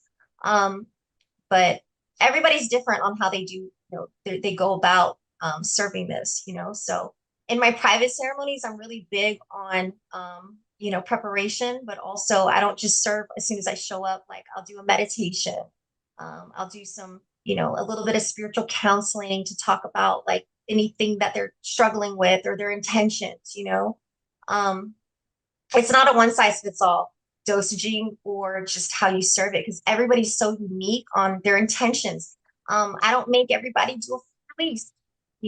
Sometimes people just need an introduction to this medicine. And sometimes people have a lot of nervousness and fear. And I don't recommend serving people full doses whenever they have that anxiety.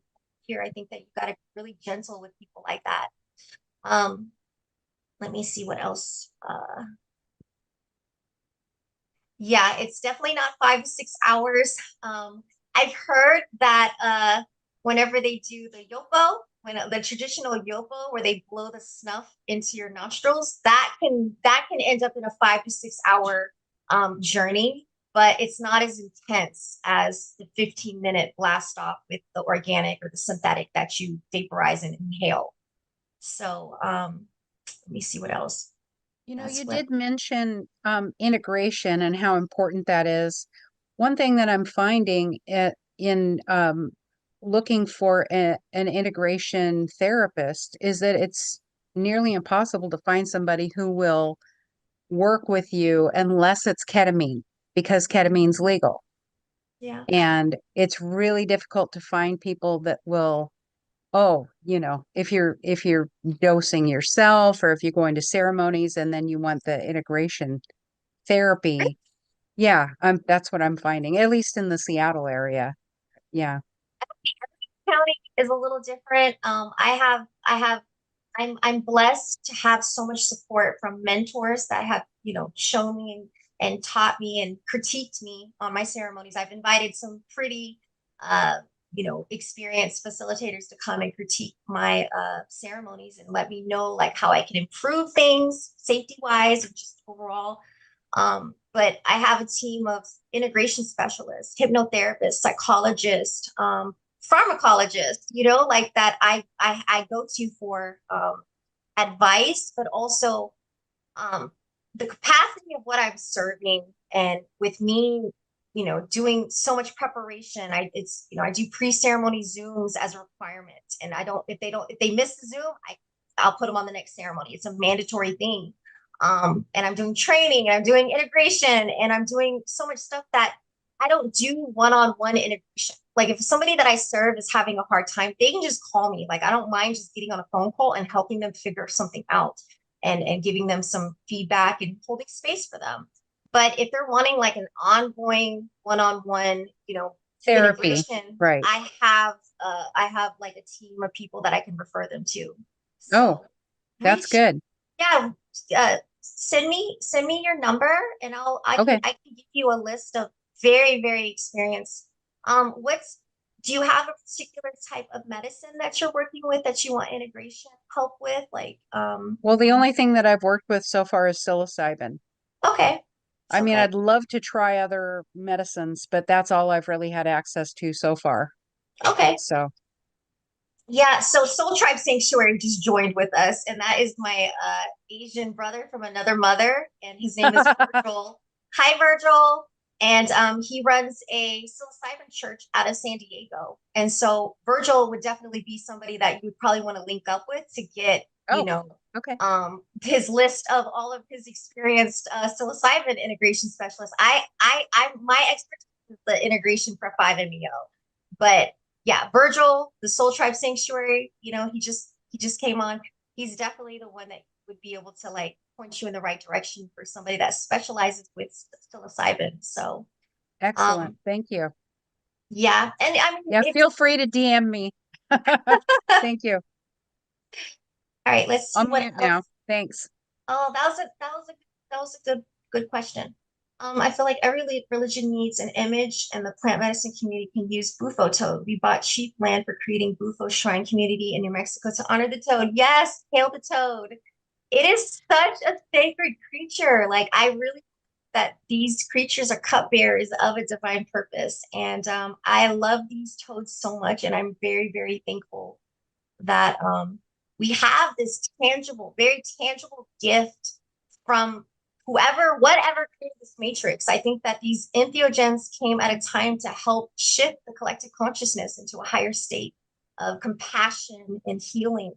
And so, yeah, I'm really thankful. So, let me see. I believe different DMT molecules are different. Usually 5-MeO can be found in different varieties. Yeah, expert on acacia, you know what I mean? So I can't actually have a friend of mine, Matt, who actually kind of is a little bit of an expert when it comes to all the different plant species and everything. So Matt, care to join in and explain all of this stuff with the plant matter? Um, you sure have a greater understanding on that than I do. So whenever you want to, you're welcome to join in and give some of your wisdom. Matt actually is one of my, he's part of my team, and he also helps train and educate people on the history and the science of 5-MeO-DMT, and he also teaches the ethical harvesting part of our course. I do feel it taught me about dying when I did natural flow. Yes, it is definitely something that, helps us embrace death in a way to where it shows us not to fear it. Because I believe the place that you go to on a 5-MeO journey is the same place you go to whenever you have your physical death. It's the same place that we come from before we enter our mother's womb. And that is the reason why this medicine has just changed my life, because my first journey, it connected me to believing in a higher power again. And I really just didn't believe in any of that. Thought it was all nonsense. Let's see who else. Oh, Susie? Yes. Oh, it's like I couldn't use the mic before, but it's letting me do it now. Okay. Yeah, just as far as the whole thing with acacia and with just plant-based sources of 5-MeO in general. There's, as far as acacia, there's many species of acacia. Several of those have extremely high concentration of NN-DMT, which is, the visionary component of ayahuasca. Much more so even than Mimosa hostilis, which is the plant that DMT and then DMT is generally extracted from. If you're just smoking DMT or changa, it's usually extracted from Mimosa hostilis, but it can be from acacia. There are a few acacia species that do have trace amounts of 5-MeO-DMT, but the amount is negligible. Like you're not getting any of the 5-MeO because there's so much more DMT that it completely overrides it. So it's not really a plant-based source. But the only really true rich botanical source of 5-MeO-DMT is the resin of the root bark of several species of trees in the genus Varola, which come from South America. And traditionally, there's some indigenous peoples in South America and the Amazon have made snuffs from those, similar to yopo. They blow them into each other's nose. But yopo is mostly bufotenine with tiny bits of 5-MeO and NN-DMT. But the Varola species are the root bark resin. That's the really true rich botanical source of 5-MeO. Thank you so much for that, Matt. Sure. Great. So, you see what else. If there's any other. So, yeah, I'm based. Temple of Eden is based out of Los Angeles, California. You're welcome to come out and say hello. I have a lot of people that come and meet us at our free community events just to kind of say hi and get an introduction to my energy. But yeah, I love LA. I've got my hands full with LA community, and the thought of leaving to go to Bay Area, I get asked that quite often if we're ever going to serve in Bay Area. As of right now, I don't. I have my whole 2025 planned out, and there's no room for me to add any type of ceremonies outside of LA.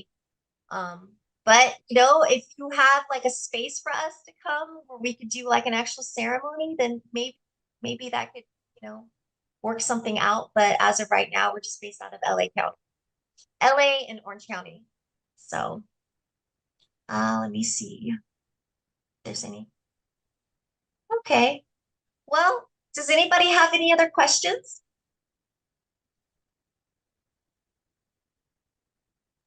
I think generally there were some of the reflections that were in the chat that maybe didn't seem like questions so much as just contemplations. I don't know if you want to look back through the chat at some of the comments that were just more contemplations. But I think some of them lent themselves to like longer, like maybe, what matters to you, where it sounds like you're feeling excited about this role that you're playing in the movement, it just seems like so much of your work must be so impactful and so spiritual and so pivotal in changing the world and where we're headed. I'm just wondering, if you could talk about, what it's been like for you to kind of come into that place of healing, of stepping into leadership. been a very humbling experience. I've had to work on my fear of public speaking. I've had to, heal my issues with like, imposter syndrome and thinking that I'm not good enough, or I don't talk like this, or I don't talk like that. And being shy of spreading the message and realizing that, like this medicine is going to express itself and use so many different people. And there's a lot of people that would never come to my ceremony because I have lashes and I have fingernails, and there's this stigma that in the spiritual community, and I think it comes from a lot of religious dogma and programmings, that you have to be wearing all white, and you can't wear makeup, and you have to be vegan in order to be spiritual. And I would like to bust out all of these social programs. Right I on. think that there's so much of the programmings that exist in the spiritual community, and it's really disappointing to see that. But to me, the biggest thing that this medicine taught me was to be authentic, to be your authentic vibration. And when we are our authentic selves, we give permission to other people to be in their authentic selves, So I just did a goddess circle today, a free community event where I created a safe space for women to come and let their inner feminine divine energy come out and play. And I think that we need that. I think that that is something that the spiritual community is definitely missing, is real leadership. So thank you, Leorna, for putting this together and creating a platform for people to speak and figure out solutions and just have these discussions about these hard topics, because I feel like there's so much blaming and pointing fingers, and it's people shaming people, and I think that there isn't enough solutions available of like how we should come together and unite. I didn't choose to be a leader in my community. It just happened. I never in a million years saw myself doing this. Okay. And so as our relationship and understanding of this medicine grew, so did my responsibility, my commitment to humanity, and just like helping, my brothers and sisters heal. I was on a panel a while back, a couple years ago, on can 5-MeO save the world? And my take on that is we shouldn't be focused on the world. We should be focused on our local communities. Let's focus on your neighborhood first. I think that there's a lot of structure that's created with these medicines before they go mainstream. And we need to have the education, the training, and also the support system, the people that know how to help people process from these experiences, whether it's in the clinical or the, shamanic or spiritual communities. And so, being a leader, it's a huge responsibility. And, I pledge my allegiance to the light, and I've dedicated my life to serving this molecule to help people love themselves, heal the trauma, that religious trauma. I want to help other people step into their power. And that's why I started training people, because I realized there is a lot of gate, and I found myself in this tricky place between like wanting to, protect this molecule and not, have it in the wrong hands serving it. But then also I realized, like, if I was to die tomorrow, then everything that was created with Temple of Eden and all the knowledge that I carry on how to serve this medicine would die with me. So I decided to start training people to pass that knowledge on, to leave behind a legacy of healing for the future generations. So I think it's all about planting a tree, even though you may not be the one to experience the shade. So I could go on. So I hope that answered that some way. But I definitely see where we need more leadership. When you think about the clinical field, they've got their $1 million grants, and they've got their project managers, and they've got their companies, and they've got their everything organized on how to like get all of these pharmaceuticals, everything together. And then when you look at the spiritual community, it's scattered. You've got like people that are like very traumatized, that can't pass their trauma or their personal agenda, to where they lack vision and they can't see, everything as a collective. Like how can we contribute and make things better for everybody when they're stuck in the trauma and they're just focused on trying to heal themselves. So it's hard to get people to step into leadership roles whenever people are still traumatized. So, but I think we're on the way. I think we're on the way, and I'm in the underground world where I get to see all of this healing and all of the beauty and all the magic that's happening. So no matter how much chaos and destruction and war that I see, um, I see all the beauty that's headed our way. So why we have the Asian Psychedelic podcast for Asians to come out to the closet. We need. Oh, there's an Asian Psychedelic Closet podcast for Asian. Oh, or I don't know if you're meaning you're gonna create one, but that's amazing. I love that.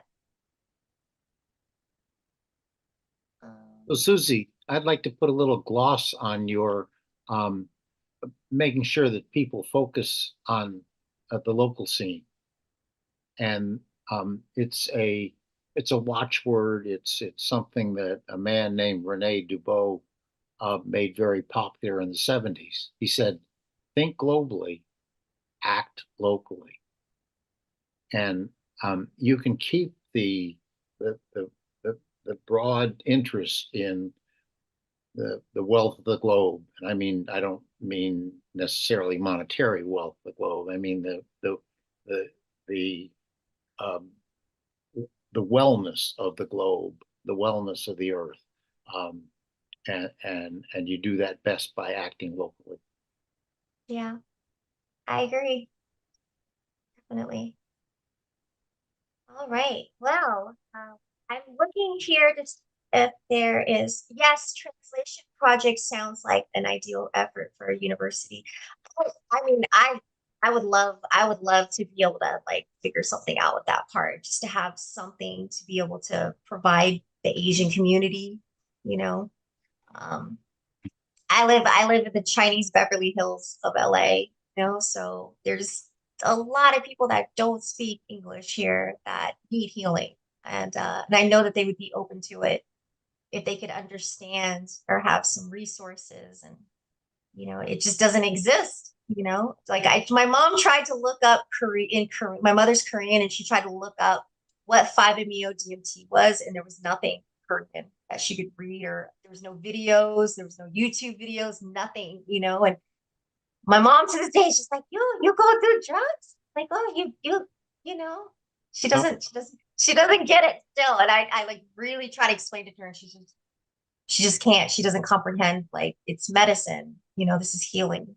So yeah, we definitely need the translator. Okay, let's see if there's anything else that I am missing. Um,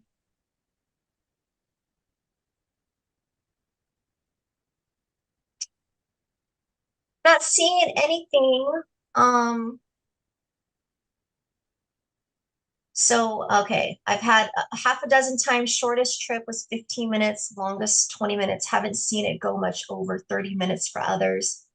Yeah. 5 I mean, I have seen it on rare occasions where people go really deep. I've had it to where, I've where they've gone in for an hour, and they're just like in it.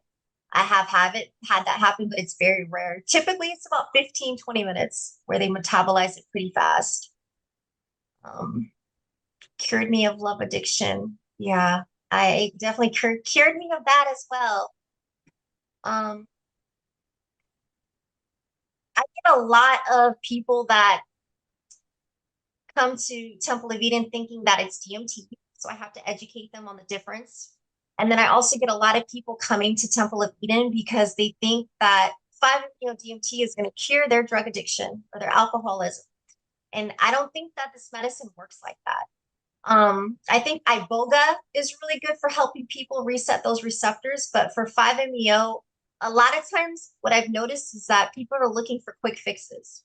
They're looking for, a quick fix where they don't have to do the work. And I let people know, if you're not willing to do the work, preparation, seeing a substance abuse counselor alongside the ceremonies and figuring out what the root cause is, and rewiring, and creating new coping mechanisms, and a new daily habit, and rewiring the whole lifestyle, then you can serve them the 5-MeO. But if they go back to that same unhealthy lifestyle, those same habits and those same, decisions, they'll just cycle back into the same addiction. So I've seen it like they really have to be committed to the whole process of healing that addiction. So, but yeah, I've seen it help a lot of people in curing addictions, codependency, by showing them the root causes of why they were operating like that. Let me see if there's anything that I've missed.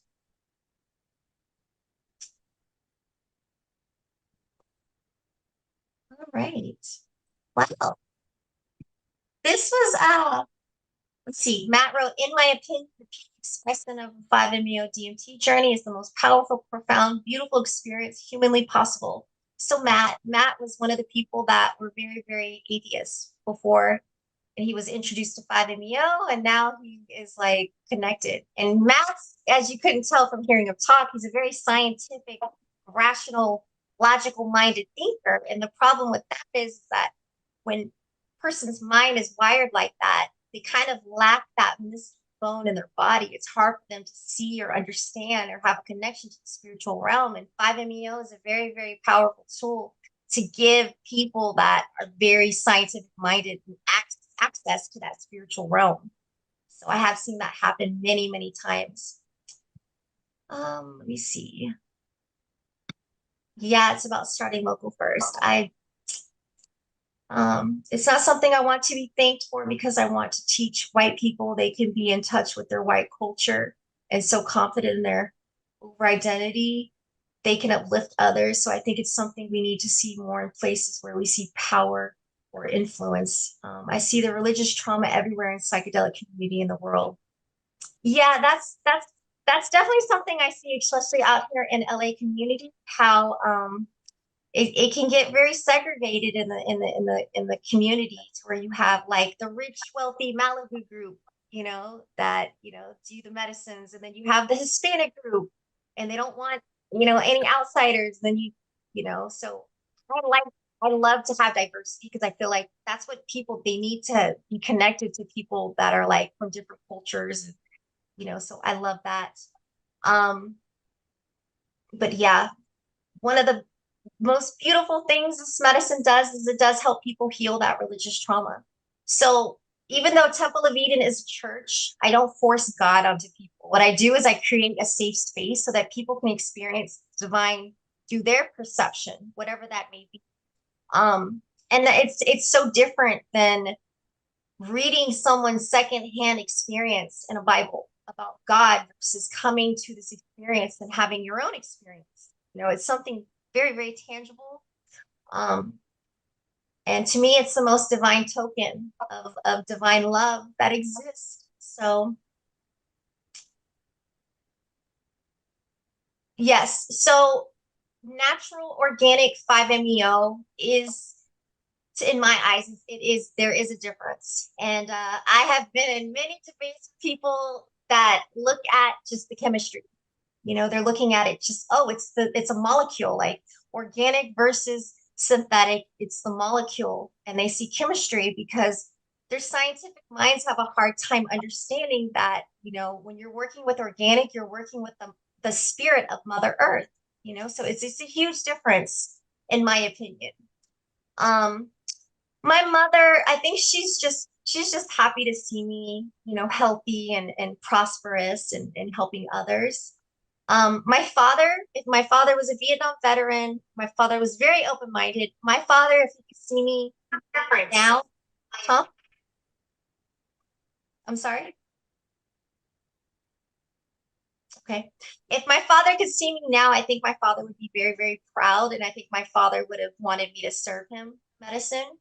My younger sister, she's still struggling with addiction, and she's not open to any type of healing or any type of, experiences like this. I have a 24-year-old son that was a, little party animal, and I served him myself 5-MeO. And before he did 5-MeO, he was very reckless. He wasn't responsible with money. He didn't, have any type of relationship, no spirituality. He drank a lot, always cursing, punching holes in walls. Like, it intense relationship with him before 5-MeO. After 5-MeO, he became a born again Christian. It invoked a very yes, I know, Eric, I know.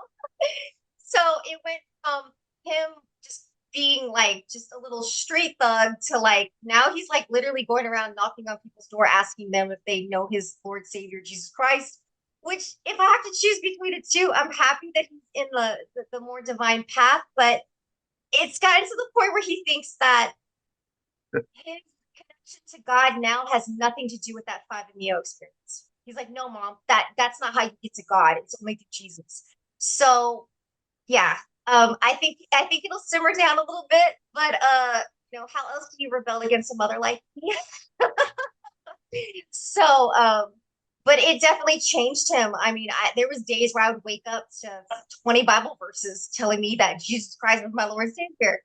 But I mean, I was like that as well. I'm from the dirty South where, religion was like forced onto me. And I was arguing with people on Facebook about Jesus, Lord, your Christ Savior. So it's in his blood, but I think that eventually he's gonna go through the ebbs and flows. I think he'll come to like a more centered state, please. But I'm allowing him to be on his path and go through what he needs to go through. And I trust that it's all fine. And he's still young. So yeah, so that's where I'm at with serving people from my family. My mom has high blood pressure, so she wouldn't be a good candidate for 5-MeO.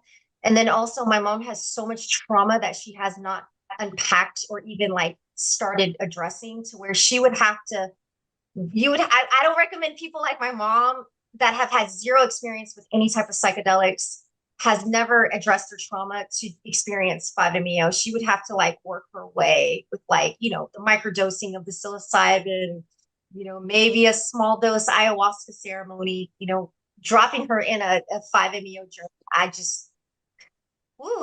don't think I'd be the one I'd be able to serve my mom. I'd have to get one of my mentors to serve her. Because my mom is very, very, very theatrical and it's very intense. Let me see. I love this. I love this, Neil, this whole creating this podcast. So let's see what Nikki wrote. I'm interested in learning more about 5-MeO DMT and can help with Cantonese translation. Oh my God, I need you, Nikki. Oh my God, can you please be my new best friend? I need you. I am literally in the Chinese Beverly Hills. Nikki, are you also in Los Angeles? Is she still on here or did she leave? Oh, Yeah, sorry, I was having trouble getting my configurations right. But yeah, I am in Los Angeles. And where's the Chinese Beverly Hills? Is it SGV somewhere? Arcadia. It's Arcadia. Arcadia. Yeah. Oh, amazing. I love Arcadia. Yes. Yeah. I do integration and I do know that there's a very strong like Cantonese speaking only community. I'm going to Hong Kong this summer, so I'll deepen more with just understanding like the culture, I think, of where plant medicines are with that. But I'm curious. I mean, I don't know really the openness, right, of that community to this work. So I'd definitely be curious in learning more. But that's great that you're getting interest from them. So I'm not trying to go knock on people's door and ask them if they've met my Lord Savior 5-MeO DMT. But I would like to be able to accommodate whenever I have people that are just, they don't speak English, that are Chinese, that need that understanding. So I just posted my number for Temple of Eden. So please reach out to me. Anybody else that wants to reach out to me, has questions, wants to connect or come to a free community event, you're more than welcome to. Thank you so much, everybody. Like, I really enjoyed this. This was beautiful, Leonora. Like, I appreciate this. Thank you, Eric, and everybody that was asking all these amazing questions. So we have a couple more minutes. Is there anybody else that would, and Nikki, please message me. Oh my God, like, yes, like, please message me. Is there anybody else that has questions? I think we're at the end of the chat, and I think that I pretty much, yes. Can we agree that natural is a different experience than synthetic? So Matt, part of my team, he would disagree with that. I definitely am an advocate for the organic natural earth medicines. And I think you're dealing with the energy of Mother Earth. So yes, I think that it's going to be a different energy. Matt, who has sat with both, says there's no difference. You know, I so wonder if women who have a larger percentage of their brain that is associated with intuitive intelligence have a stronger feeling overall about that there's a clear distinction between the natural and the synthetic. interesting, because I have noticed that it's usually women that tell me that there is a difference and they can tell the difference between the organic and the synthetic. There have been some men that are like, no, organic is, you can definitely tell the difference. And then, but it's mostly men that tell me that they don't experience the difference. So that's really interesting. Yeah. But yeah, me and Matt have had plenty of these conversations about organic versus synthetic, but I genuinely believe that this is something that has been gifted to us, you know, by whatever created this matrix. So he always says he can tell a difference between the synthetic versus organic in the low doses. So I've served, you know, I have people on my team that I've served organic to that act a particular way whenever they have their drink. I have one that turns into a growling dragon. It's like a very tantric, very dramatic, very theatrical, where they're like clawing and crawling around and doing all this stuff. And he's very loud. And I sat with him when one of my mentors served him synthetic, and he still growled and made the little sounds, but he wasn't as theatrical. So I noticed a difference in his journey, just watching how he expressed the medicine. So yeah. Thank Nikki, you. I'll that tell was you something that I think's a little bit different for me. I've never done DMT, but when I've grown my own mushrooms, I have a completely different journey than the ones that I buy from people. For some reason, I am I different? Is that weird or I don't know.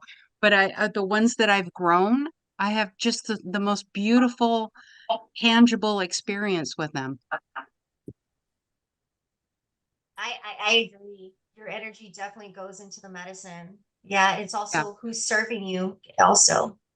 All right. Well, thank you all. You guys have a wonderful, blessed rest of your existence. I love you all so much. Bye.